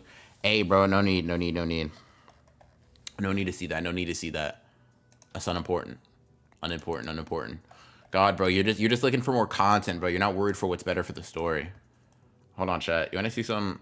I've been seeing a lot of discourse surrounding this, which is genuinely hilarious. This page, bro. People have been making this page on honestly both ends. People defending it, people shitting on it. I'm gonna lean back in my chair and bring my mic closer to me. I'm kind of feeling a little tired, gang. Anyways,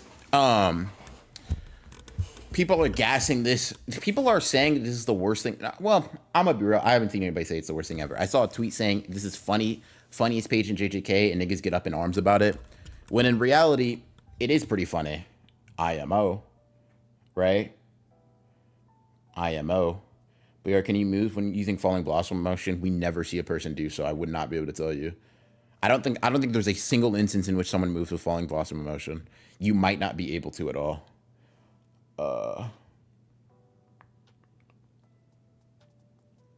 Let's see. JJK discourse this week has been so cooked. Because like, here's the thing, right? Is this funny as hell? Yes. It's funny because Gege obviously said this in the hopes of us thinking this shit was hard. Right? You ain't the target audience, man. Get over it. Mikey, I will beat your ass, bro. Oh my god. Because, like, here's the thing. We know the Sun and Moon and Star Squad and the 5 MP generals, blah, blah, blah. It's just, like...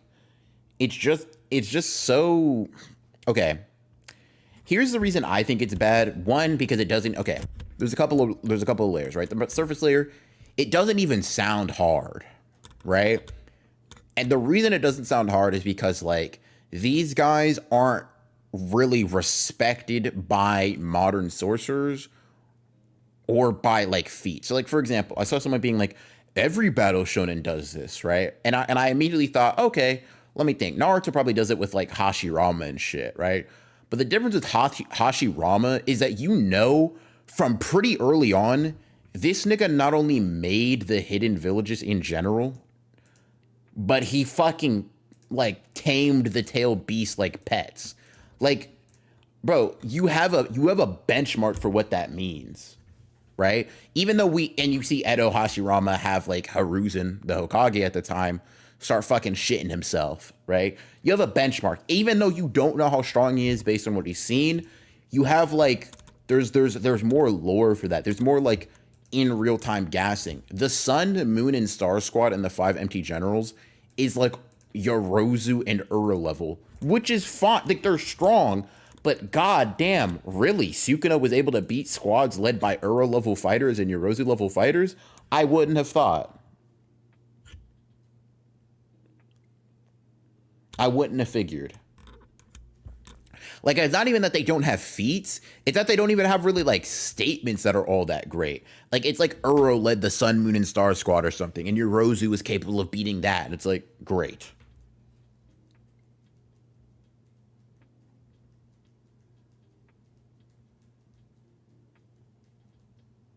Good comparison I saw was Clan greater than King Arthur Roundtable.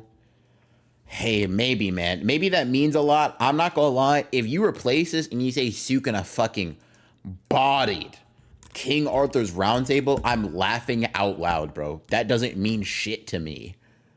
But maybe it's just like an insurmountable culture. Like this shit could say Sukuna single-handedly won the Revolutionary War, and I'm like, okay, and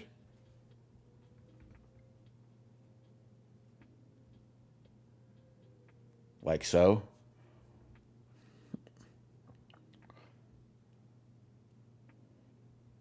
I don't know. Time to get off topic, but do you think Kishimoto had Minato as the strongest Hokage in part one until he tried to change Hashirama? I'm gonna hit you with a hot take real quick, bro. I'm gonna hit you with a hot take real quick. I think he meant that in the part one, changed it to Hashirama, and then with the one shot, low key tried to change that back to Minato. Like low key. Probably some Minato glaze because he's one of my favorite characters, but what y'all gonna do about it? Oh, they're empty, all right. What if it said that Sukuna took out Miwa's incarnation? I'd respect that, right? Like that'd be hard. But like, yeah, Sukuna put an end to the Civil War. To me, that shit's not moving me. Like, and I might just be cynical. I'm not moved, bro. Like, I personally don't buy that cultural difference thing because I don't know if there's a historical figure or mythical historical figure or whatever that you could say that has not been really shown in the story that I'd be like, bro, that's hard. I don't know. That's me though. That being said, I don't think it's that deep. I think the tweet saying it's funny was right. It is funny. It is funny as hell. But it's not. It's just fun. This panel's crime is being like vapid. That's all it is. It's not ass.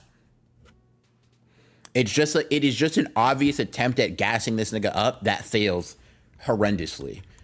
But Sukuna at this point doesn't really need further gas from what this statement could have given him anyway. Paul Bunyan. Sukuna 1v1 Paul Bunyan to a standstill with Hiten and Kamutoke. Like, oh, brother. Oh, brother. You know what? Always bet on a card. I'm gonna pick on you for two reasons, right? I just want to let you. I want to let you know. I'm gonna pick on you for two reasons. It's not personal, but one, the name, and two, the question, right? You were joking on your Muzan versus Sukuna video, Sukuna solos. This is why I think niggas don't watch the videos that they comment on, both in the literal commenting on the video sense or making mention of in other contexts. Because I said that Sukuna wins. Nigga, what do you mean I was joking? You... Like... Bro, I was gonna say reading comp. It's not even reading comp. Just listen to what I say. I could not have made it clearer. Not only that Sukuna won, but that Sukuna was a physically dominant combatant in that fight, and the fight only lasts as long as it does because, like, demon hacks, bro. He solos. Nigga, he's the only fighter. Of course he solos.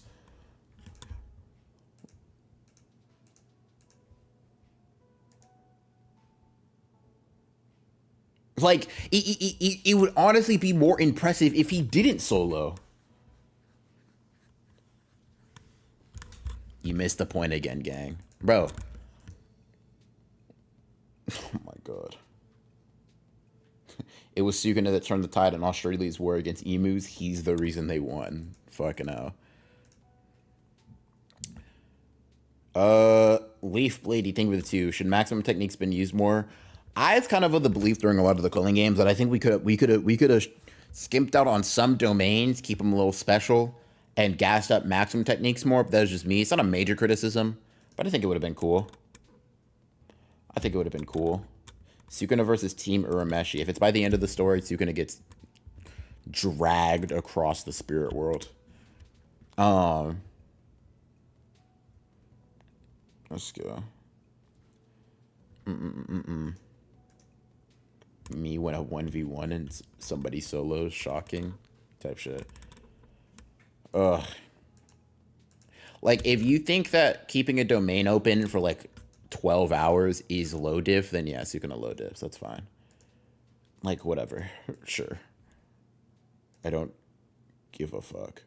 Do we only have 2 maximum techniques? Technically we have 3. We have 3. We have Wing King, we have Maximum Uzumaki, and we have Maximum Meteor. So we have 3. 3 maximum techniques. And honestly, 4 if you count Hollow Purple. Although that's never really established to be a maximum technique in nature. At least not explicitly.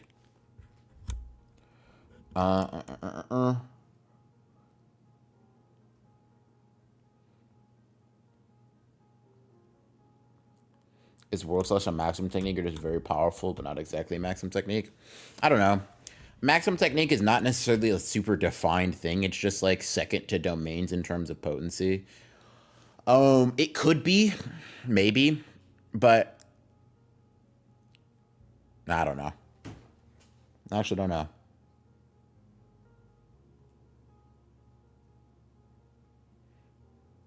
Like, to me, it would just be like a greater application of the ability he already has.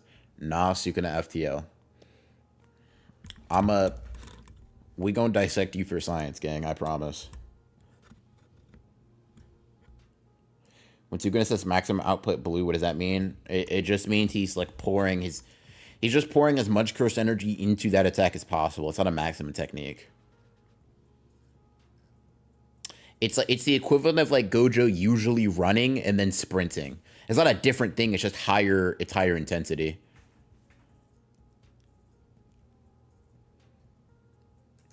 That's all. Bro, dodge the EM wave. Oh, brother. There's no way to determine that, gang. Oh, I feel like I gotta bring out the scans. Fuck.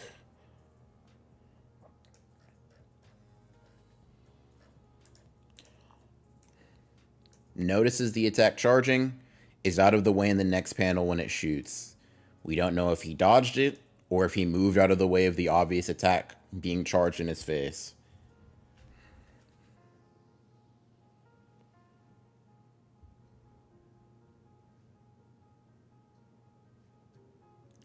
Let's see. Told you, Ronin, huh? God. Azure Glow, low-key a harder name. Azure Glow kind of cool. I'll give it up. I'll give it up. I'll give it up. I'll give it up. Sukuna vs. Part 1 Naruto, specifically Nine-Tails Cloak. I don't know. During my Naruto reread, I'll learn some more about Naruto skilling, probably via osmosis. I'll be able to tell you then. Sukuna might like a domain win though, but he probably just gets outstatted pretty bad, if I had to guess. And don't forget, in this panel you're referencing, you get stunned by a sound-based attack. That is also true. I don't think people understand how or it gets stunned right before, like how big of a difference sound and light are. Like, Sukuna should not bother putting his arm up. Sukuna should see this coming at him at a snail's pace, be able to fucking take a shit while waiting, read a good book, maybe read all of One Piece, and then move out of the way. Like, that's the difference between the speed of... And it's disconnecting, bro. What? All right, hold on. Chad, we might... All right, cool. Stream probably temporarily stopped, but we might be back.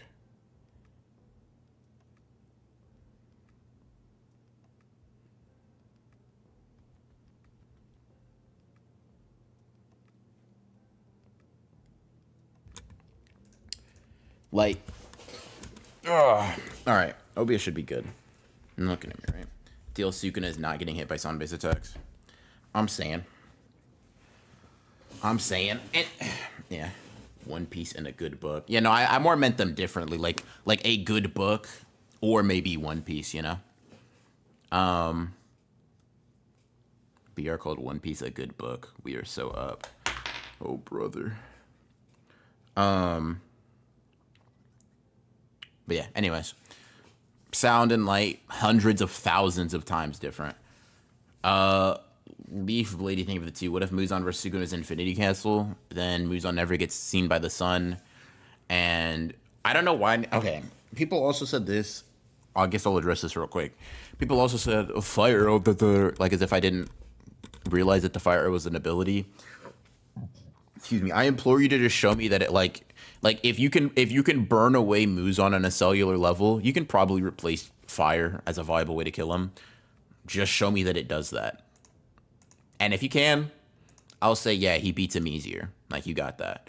But otherwise, if there's no sun, he doesn't really have a viable way outside of like soul slashes. But we don't like his normal attacks don't usually do that, right? You could go the super hypothetical route and say he makes a binding vow to like have a slash that kills immortals in exchange for some like bullshit or not being able to use his curse technique otherwise or something. But with the kit he already has, right, in discovering no new abilities, his only potential win con is fire arrow. Everything else is not really going to work. I'm pretty sure Tundra was literally burning his cells. Yeah, no, Tundra does, right? I'm saying Sukuna. Like, Sukuna have cell level attacks. Yeah.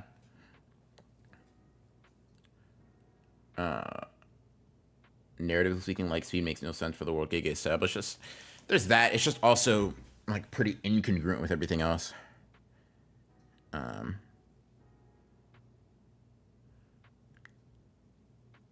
No, you're good, Tessera. You're good. You're good. Although you shouldn't be good. You've been trying to annoy me. What do you think about people saying the JJK power system is overcomplicated? I disagree.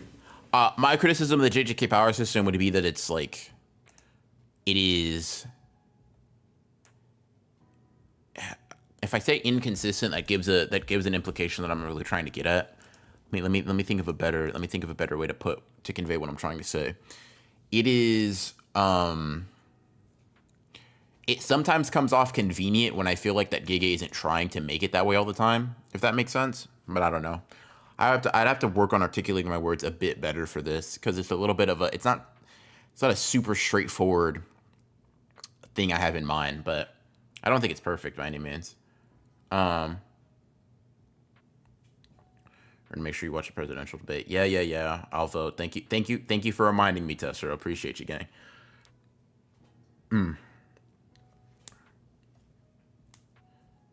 Sukuna can destroy Muzan just by destroying all of his organs. You need to obliterate the cells. Like, that's what the red Nichiren blades and sun breathing is for. Like, it's not just like, it's like, if that was enough, he just got like blown up by the fucking house or whatever.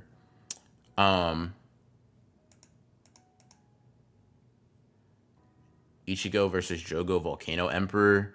I think Ichigo would give Jogo somewhat of a tough time. I think if Jogo went Volcano Emperor mode 2, he handles it.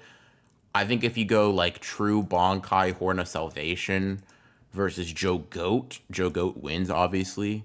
But I think you can maybe give Ichigo the win over Super Volcano mode 2. I don't think that's too crazy.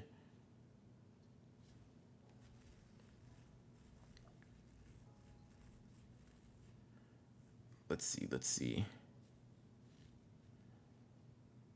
Muzan versus me with a lighter is an extreme diff fight. Yeah, gang, he turning you into, oh my god, bro, he's turning you into ground beef. He's turning you into mulch, gang. You'll be unrecognizable. Honestly, wait a minute. Sleeping Nature, go fight Muzan right now. Let's see who wins, Jogoat or Gojo. Jogoat, obviously. Anyways, okay. Now it's time for the moment some people have been waiting for. The conclusion. Anyways. Chat, what do we think? How do we feel about the conclusion of Gojo versus Sukuna? Overall. I'll put final score. How do we feel about the conclusion of Gojo versus Sukuna?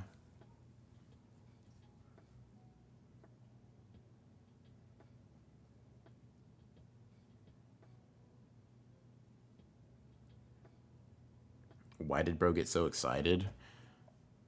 Oh. Sorry, bro. Well, that's a lie. I'm not sorry. But, you know, I'm trying to get you up out of here. 10 out of 10. 10 out of 10 conclusion.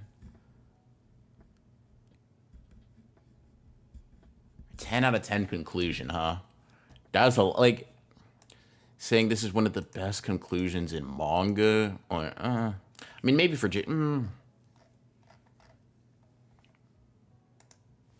I'm thinking 8.5, maybe 9.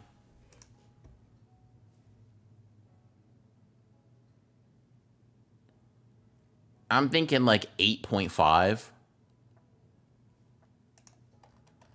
I'm thinking like 8 point. Like the final chapter itself is really beautiful. I fuck with it. I rock with it. The explanation of the world dismantle is very hilarious even now. I think it's good though. Like I honestly don't know if I have very many criticisms of it as much as just not thinking that it is the best thing, like the best conclusion a fight could have. I think it's good though. I think it's really good.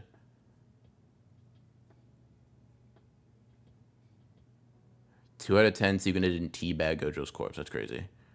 The conclusion didn't move the needle for you at all. Damn. So you just, I can imagine you don't fuck with Gojo versus Sukuna all that much. All right, let's see, chat. I can't do the math in my head, so I'm gonna bring out the old handy dandy calculator. 8 plus 6 plus 7.5 plus 7 plus 8.5 equals 37, and then a 1, 2, 3, 4, 5 divided by 5. Chat, that gets us an average score of 7.4. I'm gonna round that up to a 7.5. That's what it's saying, chat. Hold on, let me edit the property. No. 7.5.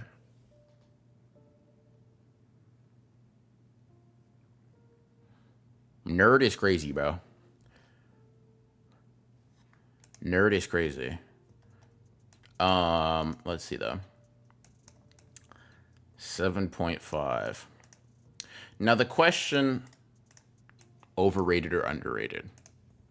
I'm gonna say yeah, I think so. I don't think that means the fight's bad, but I do think that in recent time people have gassed Gojo versus Sukuna to be to something that I don't necessarily think that it is. I don't think it's the best fight in the story. People will look at you crazy if you say Yuji versus Mahito is better. You know, we're all entitled to our own opinions. Blah, blah, blah. Interpretation. Whoop-de-whoop-de-whoop. But I think actually every aspect of this Yuji versus Mahito kind of sweeps. Like, low-key. Like, if I put Yuji versus Mahito here, right? Let me ignore themes for a second. Dynamics, like 9. Choreography, like 8.5. Power system, nothing special actually here. Conclusion, like a 9.5. Like I fuck with the heavy. Theme, maybe you could say like an 8, right? But it is, in my opinion, far better across the board. Maybe you can even say I'm being a little bit too skeptical on some of these aspects, but I think it is like very clearly the better fight. Let me see what that averages out to.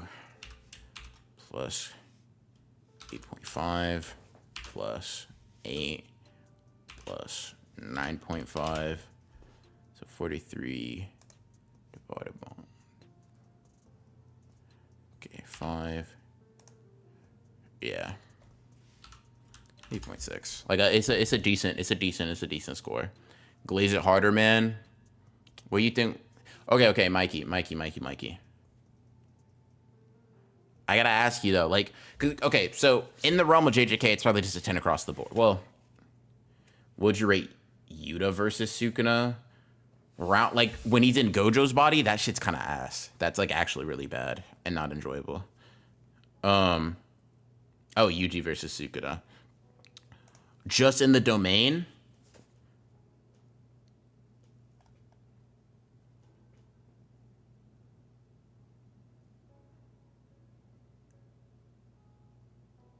Like all of Shinjuku Showdown or Yuji in the domain. Those have different. Makes you put the power system so high for Yuji versus Mahito. I like Mahito bringing back the point 2 domain expansion. I like the usage of Boogie Woogie for its conclusion. The soul stuff is obviously like always prevalent in Mahito's fights, and that's cool. I like the Black Flash usages. I think that shit's cool. I think it's well handled and there's no holes. Wait, 100. Thank you for the I'll run. Thank you for the 3. BR off topic, but have you heard of Battle Angel Alita or Alita Battle Angel? Yeah, I have. I've actually read some of it. I really liked what I read. Beautiful manga. I just did not continue. It was just one of those things to where I just put it down, not because it was bad or dissatisfying or anything. I just kind of like I put it down. Did not have like explicit motivation to pick it back up immediately. So I kind of just like forgot I was reading it. So I actually do like it. I'll probably read it someday. But what's the word I'm looking for? What was I gonna say? But yeah, I mean, I liked what I read. Honestly, I liked what I read. Let's see. Does Maita beat Shigaraki? If you think Shigaraki, because he can be aware of the vestiges, has soul awareness, Shigaraki puts that nigga in a blender. If not, though, and you think auto transfiguration can kill him, then Shigaraki gets domain expansion and he loses. Just depends. Yeah, the Yuta stuff is interesting because, in my opinion, went from negative, got reaction to positive. It's a really cool idea. Then back to negative. It didn't amount to much. Yeah, that basically encapsulates my arc. What I increase on this? I might increase. Themes might go up to a 9. TBH. Like I think that's more than fair.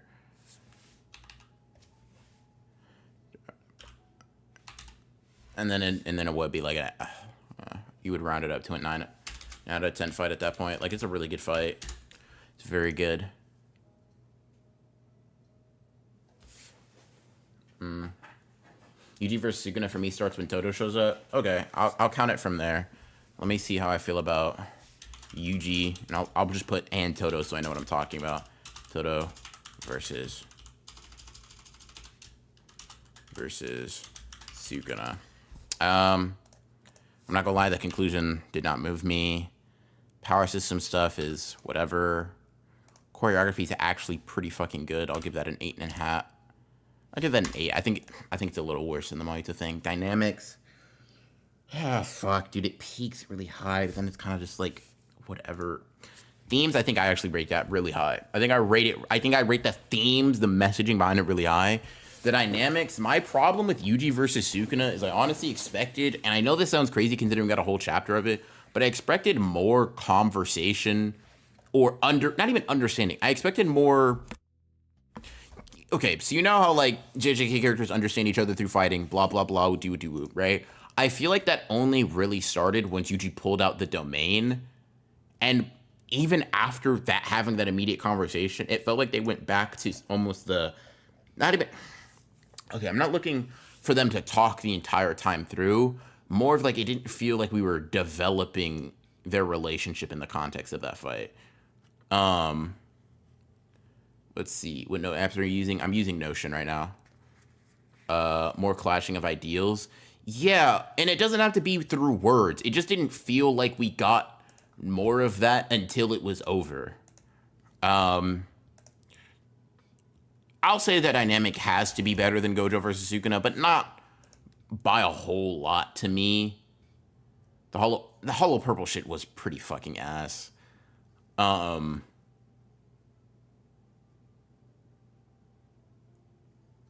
Yeah, I don't know. Let me see what that looks like.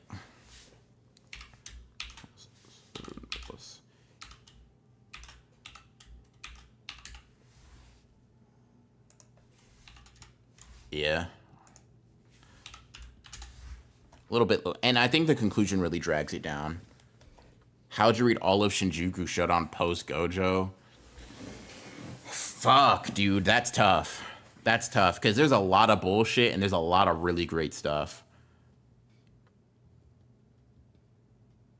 There's a lot. God. Shinjuku. Okay. This is why I like something like Shibuya more than like Shinjuku Shodown, for example. I know that a lot of people now look at it as like dumb. Like if Radman pulled up here, he would be like, bro, Shibuya sucks. Shinjuku better. Whatever, blah, blah, blah. But the reason I like Shibuya more is because on revisiting it, even if Shibuya doesn't have the peaks of Shinjuku, you could argue it does, but let's say it doesn't. I think there's not really an instance in which I'm like, damn, bro, this was kind of lame. But there are multiple instances like that in Shinjuku. Even though I'm willing to acknowledge I was wrong in some instances and be like, I overreacted, there are still some moments where I'm like, that was something. Like this chapter right here, chapter 265, this whole thing, right? You could argue this is the best stuff in JJK. You could argue this is the best stuff in JJK. Right?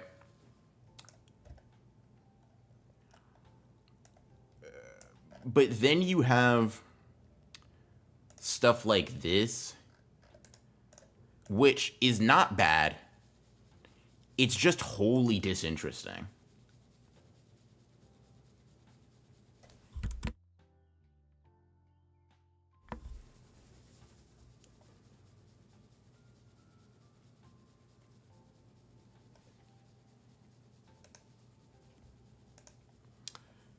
And there's enough of both to make ranking it really hard. Like, I don't care about Miguel. I don't care about LaRue. And here's the thing. I would like to say, I'm fine with learning to care about characters on the spot. That's what happened with Takaba versus Kinjaku. Like, y'all, like, it's documented on the podcast. Y'all can real time see me saying, damn, y'all, I was wrong. KK, you surpassed my expectations. You turned a nigga I was not interested in seeing fight into someone that I think actually had a pretty good fight. It's not a top 5 or whatever. I think it was really good. I thought that was enjoyable. He did not do that with Miguel to me.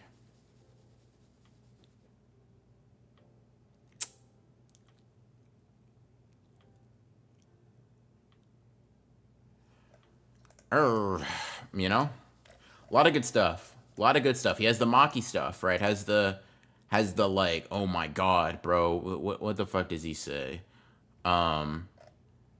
You know, Jujutsu is skin and blood and your bone and marrow. It's like, okay, hold on, I'm locked. I'm locked, Gege. Hold on, bro. I'm here for it. I'm here for it. I'm here for it. I'm here for it. I'm here for it. Right? But then you kind of have like to contradict it a little bit. You got. I may still be in the minority on this one. You got this. Got the domain thing.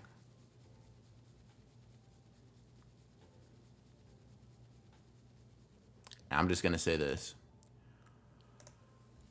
I'm so fine if you fuck with it. I'm at the point of acceptance, right? Like, I'm not mad at anybody who likes it. I'm not even mad at it in a vacuum. I just disagree with the choice, and I don't really care for it, right? This is an example of the power system thing I was kind of talking about, where, like, okay.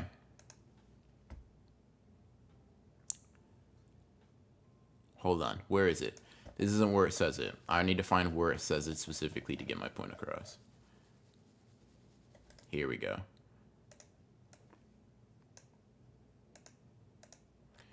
A change of palm signs. A curse technique with a part of the brain unaffected by unlimited void. And the operation of a barrier technique.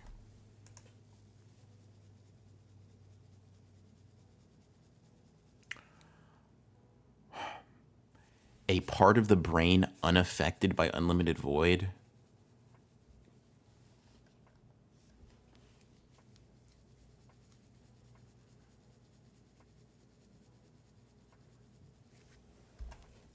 I wish I had face cam so y'all could see the look on my face. I wish I had face cam so y'all could see the look on my face. I wish I had face cam so y'all could see the look on my face. I'm not mad. I'm just over it, bro. I'm just over it. This isn't even the impromptu binding vows, right? This isn't that. This isn't that. A part of the brain unaffected by unlimited void. Now, you might be thinking, why can't he do that? Nothing's ever implied that he couldn't. And I would be like, yeah, I agree. Unless we got something from Gojo that kind of implied to the contrary. Now, maybe I'm dumb. Maybe, right? But let's look at something real quick. Let's read this panel. When he touches me with amplification, Maharaga's wheel blackens. That must mean interrupted adaptation. Maybe he can't use a domain, but he can amplify because his damaged brain was focused on the part pertaining to barrier techniques. His damaged brain was focused on the part pertaining to barrier techniques.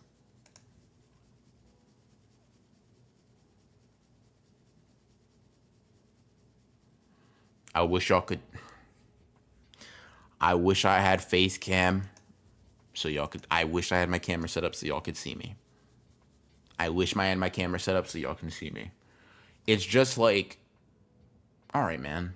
It's fine. It's fine. It's not that big of a deal, but it's not unnoticed. Like it doesn't go like unremarked. I peeped, right?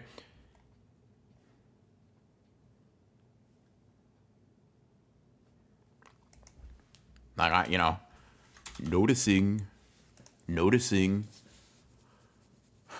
Let's see. Let me see if TCB makes it better. Let me see real quick. Let me go to 231. Let me see if it makes it better.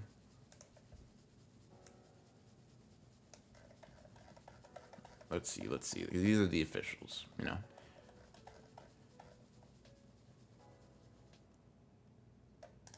And TCB says basically the same thing. Safe to assume that it interrupts. So he can't activate his domain, but he can use amplification, probably because the area of his brain I hit was in charge of barrier techniques. So even still, what Gojo's saying, and what we're led to believe, is that Sukuna can't use a domain because the part of the brain that is in charge of barrier techniques is damaged. In which case, how the fuck did you switch it? Let's say he could just switch a part of his brain he's using. How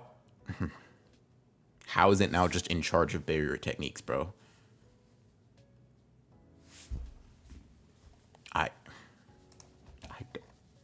I don't understand.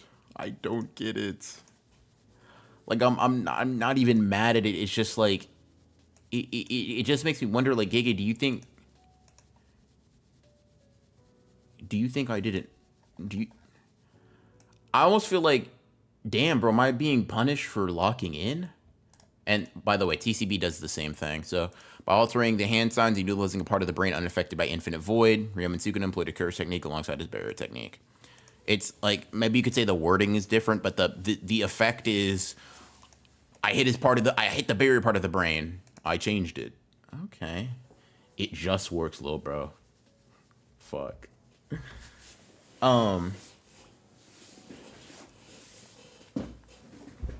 Hey man. It's not the end of the world, but this is what I mean when I just say it has like really great stuff. I feel like the connective tissue is quite weak.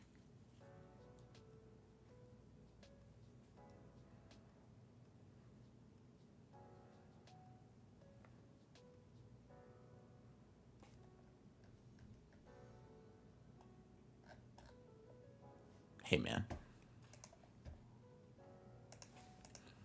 I just gotta put my hands up. I'm probably gonna do I'm probably gonna review each JJK arc like after it's over. Shinjuku Shodan will be included in that. But I really need to comb over this arc and think about it and talk to people about it that like it, talk to people about it that hate it, write out my own thoughts, because this is a fucking arc. It has some of the greatest stuff in the series. But Fuck, Gege, it just has some just bullshit in here too. I don't know. Shinjuku or Final MHA arc? Shinjuku. Like that's not really tough to me. Shinjuku is much better. But that's not really like a that's not a really crazy thing to me. It's like, yeah. I don't know.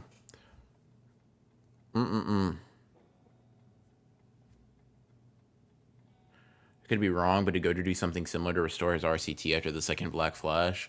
Gojo never got his barrier back. All he did is the Black Flash just rejuvenated him, which we know that. Here, let me see if I can find it real quick.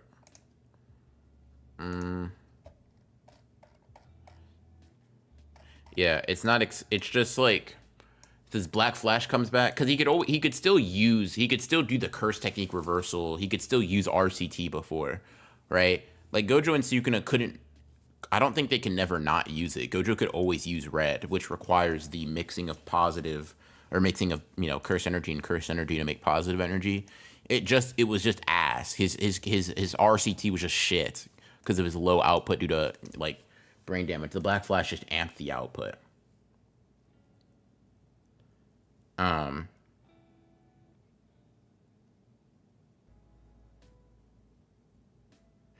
you can essentially take the burnt out part of the brain and push it somewhere else. Patrick type shit. In any case, chat, I want to cap off this stream, right? I want to do something with you guys. I'm going to pull up a list, right? And I want to name every fight, not every fight, but let's just see how many fights we can name that we think, generally speaking, I say we.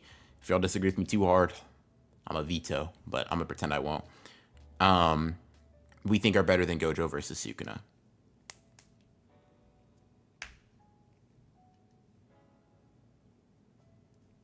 Sukuna was not nervous, he was just annoyed. No, totally, I get that.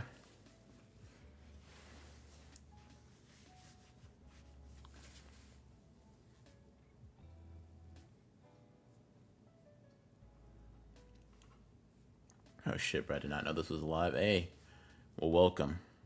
It does not just have to be JJK, by the way. I'm talking Battle Shonen. Is bro responding to the 50 fights better than... You know what? Why don't we? You know what, Sleeping Danger? First good idea you've had in your, 19 years of living, bro. Good shit. 50 battles. That was rude. I'm gonna stand on it, but that was rude. Just know I recognized it. 50 battles better than Gojo versus Sukuna. I think some of these are shit. Some of these are bad. However, I'm sure some of these got to be good, right? I'm sure some of these got to be good. Okay.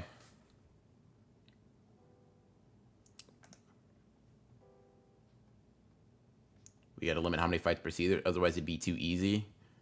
If you mean Battle Shonen, that shit's not fair. I mean, the whole conversation is the conversation stemmed because I saw a tweet saying, favorite fight in, it's been over a year now, so I can finally confidently say without recency bias or nostalgia bias that Gojo vs. Sukuna is the best fight I've seen in anything, period. By the way, no hate to that tweet, no hate to the person that showed it. In fact, I'm not going to show any of the Twitters. Just because I don't want people, being weird about it, I'm just going to respond to the thing. If you happen to find it on your own, whatever, don't be weird. But I'm just responding to it just because it's interesting. I think so. We can start with some interesting ones like Naruto versus Sasuke. Naruto versus Sasuke. Part 2. Goku versus Vegeta. Goku versus Frieza. Gohan versus Cell. Let's see. Ichigo versus Aizen. We keeping it manga. We'll keep it manga. We'll keep it manga. If we include anime, it gets kind of bad. Let's keep it manga. Let's try to keep it manga. It's just an opinion, can very well be fueled from hype from week to week. No, for sure. I have no issue with it. I'm not mad at the take. It's just, just giving my opinion back. Rate Shinobu versus Yusuke. I do not remember it enough, I fear. I remember Yusuke's fight with, hold on. Let me see. Sensui. Yeah, Shinobu, isn't it? Hold on, let me see something to grow.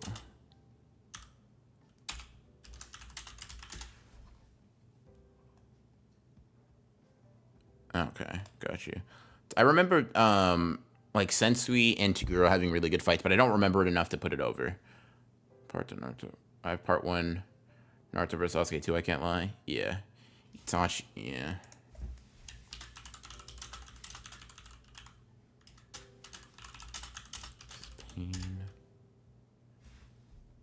Catch me on the right day and I might say Goku versus Moro better. Oh, you don't fuck with Gojo versus Sukuna at all, gang. That's crazy. Netero versus Meruem. I'm not mad at the take, honestly. I'm really not mad at the take. Let me see what some of these tweets are saying. Let me see if I can get some inspiration. Ooh, Ippo versus Sendo is a good one. Fuck, dude. Ippo one's getting in here is kinda dangerous. Kinda dangerous, low key. Don't let us include sport. If we include sports, by the way, the list gets longer. I'm not gonna lie. If we include sports, by the way, the list gets longer. I cannot lie. I'm gonna say it. I'm gonna say what we're all scared to say. Crollo versus Hisoka. I'm not mad at Netero versus Meruem. I think I can get behind that one. Maybe I don't. I think I just haven't analyzed it as much, but that, goddamn, that's a really good fight. Oh, Yujiro versus Baki's another good one. I fuck with that fight kind of heavy.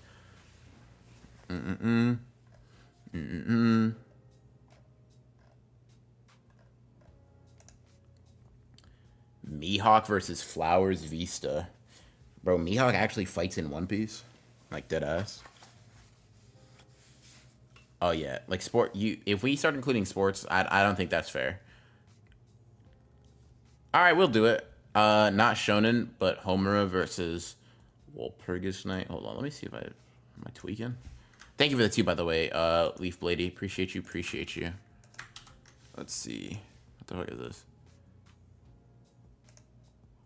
Am I tweaking?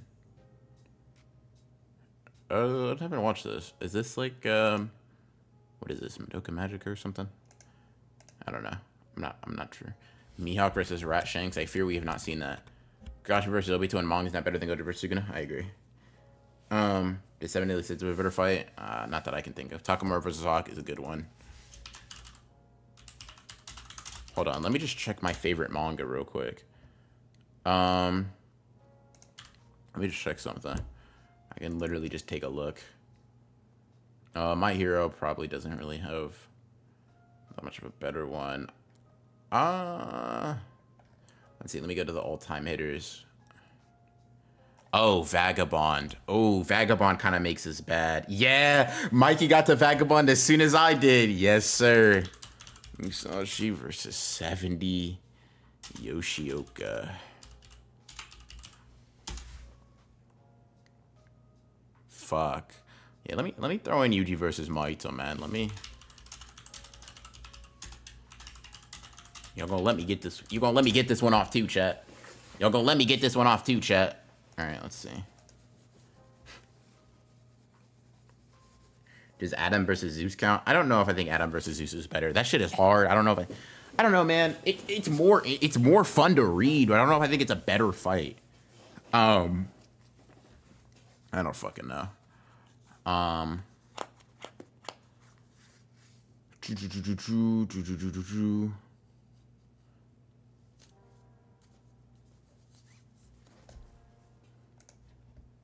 Deku versus Bakugo round 2 kind of heat. Would be better if my GOAT won, but unfortunately he did not, so I cannot gas it too much. I fear. Yeah, man, what y'all know about? Honestly, if these are the only fights above it, Gojo versus Sukuna is in some pretty good company, but I honestly, let's see. I'd have to go through some Ippo. Oh God, bro. Ippo versus. Hold on. Let me just look up. Let me just look up Hajime no Ippo fights, and let me just see which ones I remember being that gas. Hajime no Ippo. Nah, I can't look that up though because I'm not caught up. Fuck. No, I can. I just won't look too far. Hajime no Ippo matches. Spoilers for Hajime no Ippo, chat, I guess. Fuck, bro. Just give me a list of the matches, gang. All right, notable matches. Here you go. Okay.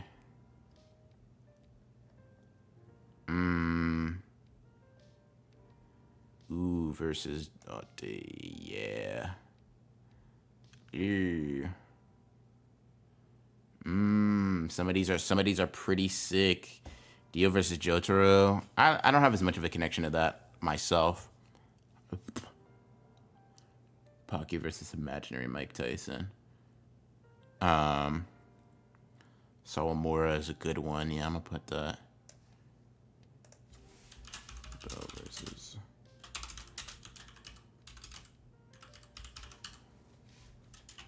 God, bro. Hajime no Ippo is so fucking good. God damn.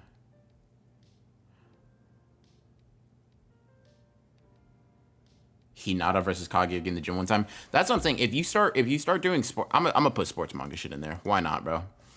Blue Lock. Like, why not, bro? It's my list. Versus U20. God, bro. Haikyuu matches are so fucking good. All right, hold on. Let's do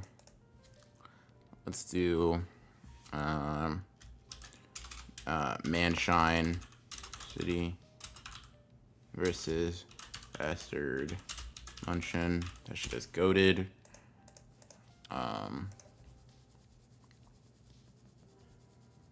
Slam Dunk final game. You're so right.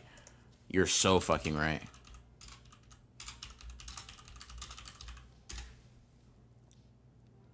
God damn, is that peak?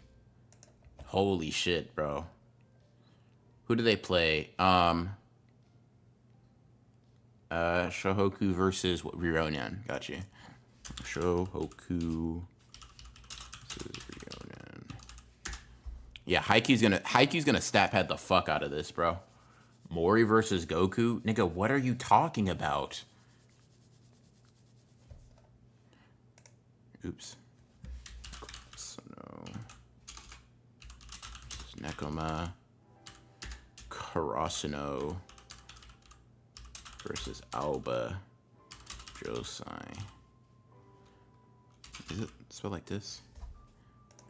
And then part 2. Fanfic fights is crazy.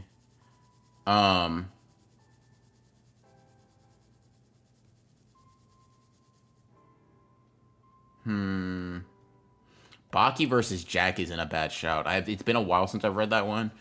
I don't know if I'm gonna add that, but it's not a bad one. It's not a bad one. Why are people using team sports as fights? Why not, bro? JTK characters can jump. Why can't we? Leaf Bladey, thank you for the 2. What I gotta do to get you to watch Madoka? How long is it, bro? Like I'm not against watching it. It's just not something that's super high on my list immediately. If I'm being completely honest, I don't think it's bad or anything. It's just I just don't have like a particular motivation to read it. Soma versus Akira is crazy. I don't know what some of these are. Inarizaki. Karasuno versus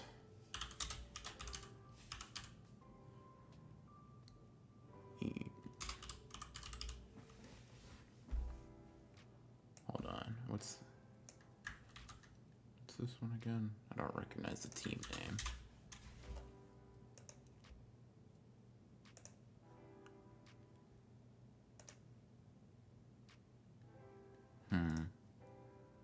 Okay. Bet. What are we looking at right now? I actually paid 6 in swag to watch it. They both liked it. Interesting. Luffy versus Kaido. LOL. Luffy versus Rob Lucci. I'll put Goku versus Piccolo. Piccolo Jr. There we go. I really throw on JoJo's fights. I mean, I don't think I have a JoJo's fight over it, but I'm also not a huge fan of JoJo's regardless. So it's not like I'm unwilling to out of some like principality. I'm just personally not the biggest fan of it. I'm not gonna, okay, hold on. Let me 1, 2, 3, 4, 5, 6, 8, 9, 10, 11, 12, 13, 14, 15, 16, 17, 18. No. 17, 18. Maybe you can argue Gojo versus Sukuna is top 20 if you ignore sports matches. 19, 20, 21, 22, 23, 24, 25. It's outside of the top 25 if you count matches. Maybe, yeah, Gojo versus Sukuna, a top 20 fight in... Well, hold on. How many Naruto fights do I have in here? How many fights do I have in here? Let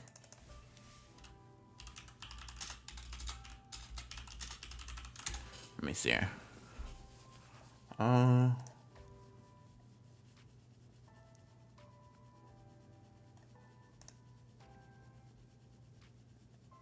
Rengoku versus Akaza? Nah. No Bleach fights. I got Ichigo. Ichigo Aizen is crazy. I get Ichigo versus Aizen. I will put Ichigo versus Ukiura as well. I don't know if I'd put Grimmjow in there. The fight is too short from... fuck, that was good though. It was very good. It was very good. Sasuke versus Deidara. Ooh, Ichigo versus Byakuya. Yeah, I needed to see that one. No. You're right. Ichigo versus Byakuya. Yeah, I was tripping. You're right. You're right. Let me move these above the matches just so I have all of the...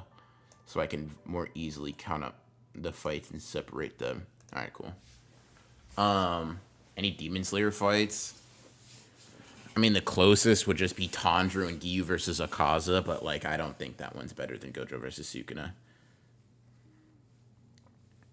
Dawnstar, thank you for the 10. Have you watched Food Wars? And if so, what are your thoughts on it? I've read Food Wars. I actually like it. I think it's pretty good.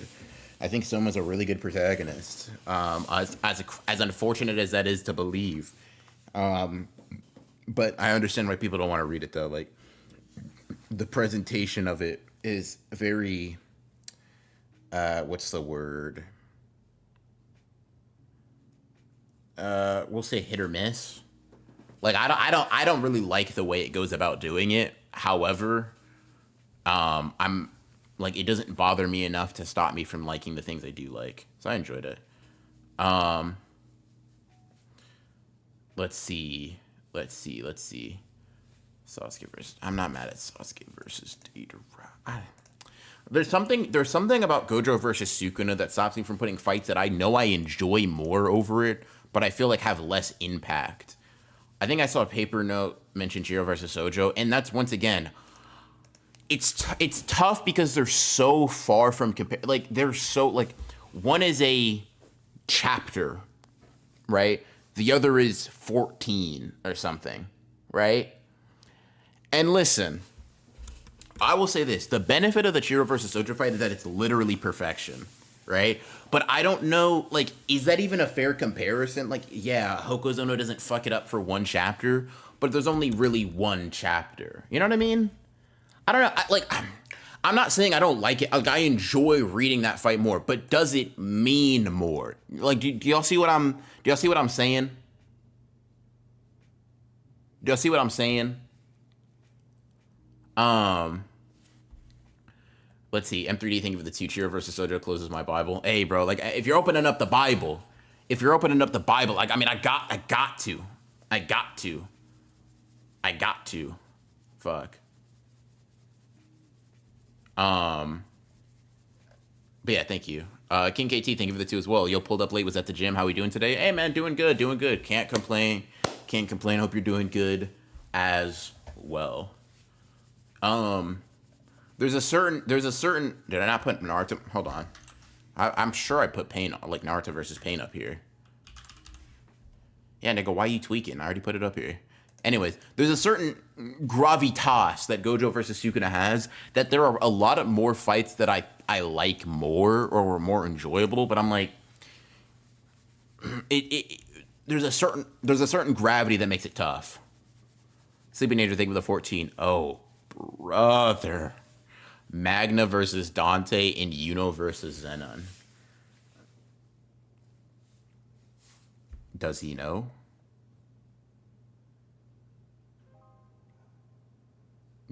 Does he know, chat?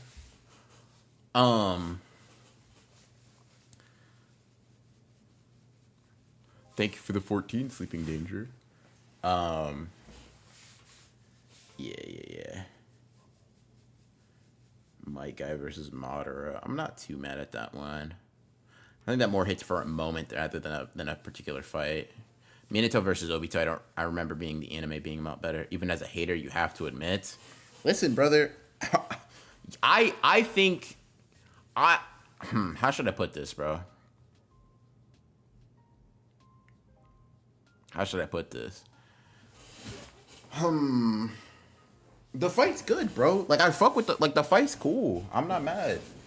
I'm not mad at it.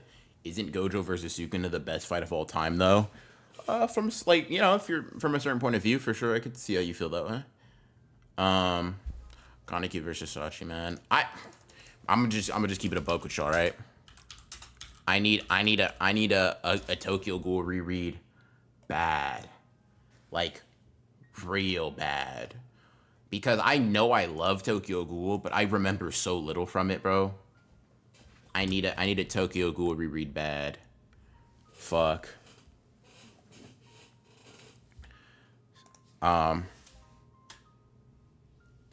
me think. Naruto versus Gaara, man. All right, Mikey.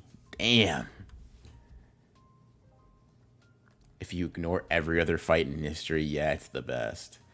Do it, Creams with Book Club. I wouldn't be against it.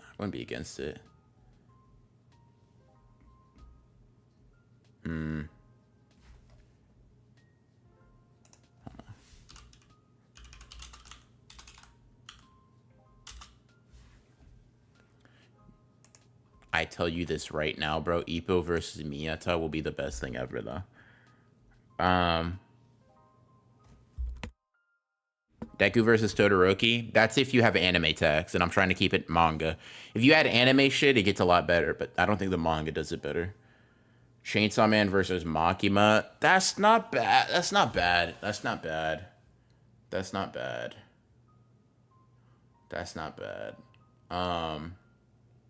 But yeah, I think. Let me see. What is it looking like?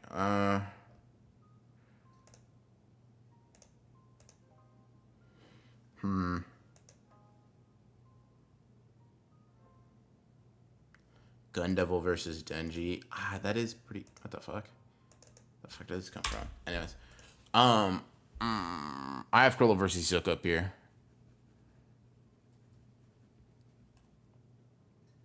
I don't know, man. It's tough. Let me see what this is. Let me see. 1, 2, 3, 4, 5, 6, 7, 8, 9, 10, 11, 12, 13, 15, 16, 17, 18, 19, 20. So it's out of top 20. 21, 22, 23, 24, 25, 26, 27. Okay. Leaf Blady, thank you for the 2. Can we talk about you watching Madoka after stream? I don't know, man. My 2 watch list is looking quite packed right now, bro. Like, I'm trying to get on. I'm trying to get on my non-anime and manga wave, but I'm trying to get on my expansion pack wave. Like, I think I'm gonna be getting into Game of Thrones pretty soon. Although I'm sure the last season will disappoint me as it is every other person on the planet. Whatever. I want to watch The Bear. I kind of want to rewatch Dragon Ball TFS, although that's not really expanding my horizons. That's a rewatch. Sue me. Whatever. Let me get some nostalgia off. But yeah. Goku versus Jiren's a world shaker. I agree if we're talking about the anime.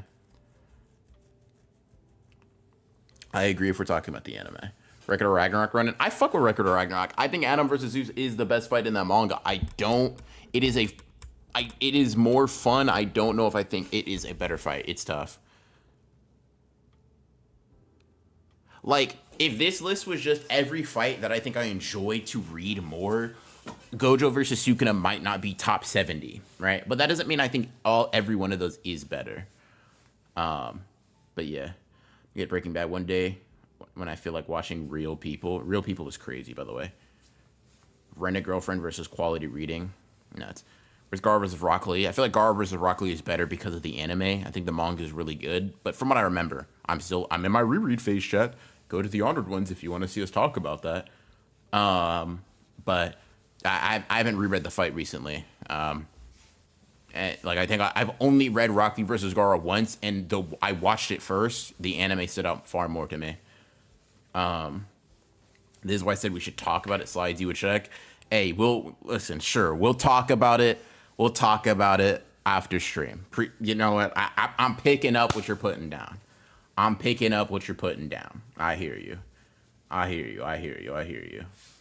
You should watch The Wire. I should. I agree. It's not immediately on there. I want to watch Game of Thrones. The bear is calling my fucking name, bro. The bear is calling my name so loud. Shit is singing it. I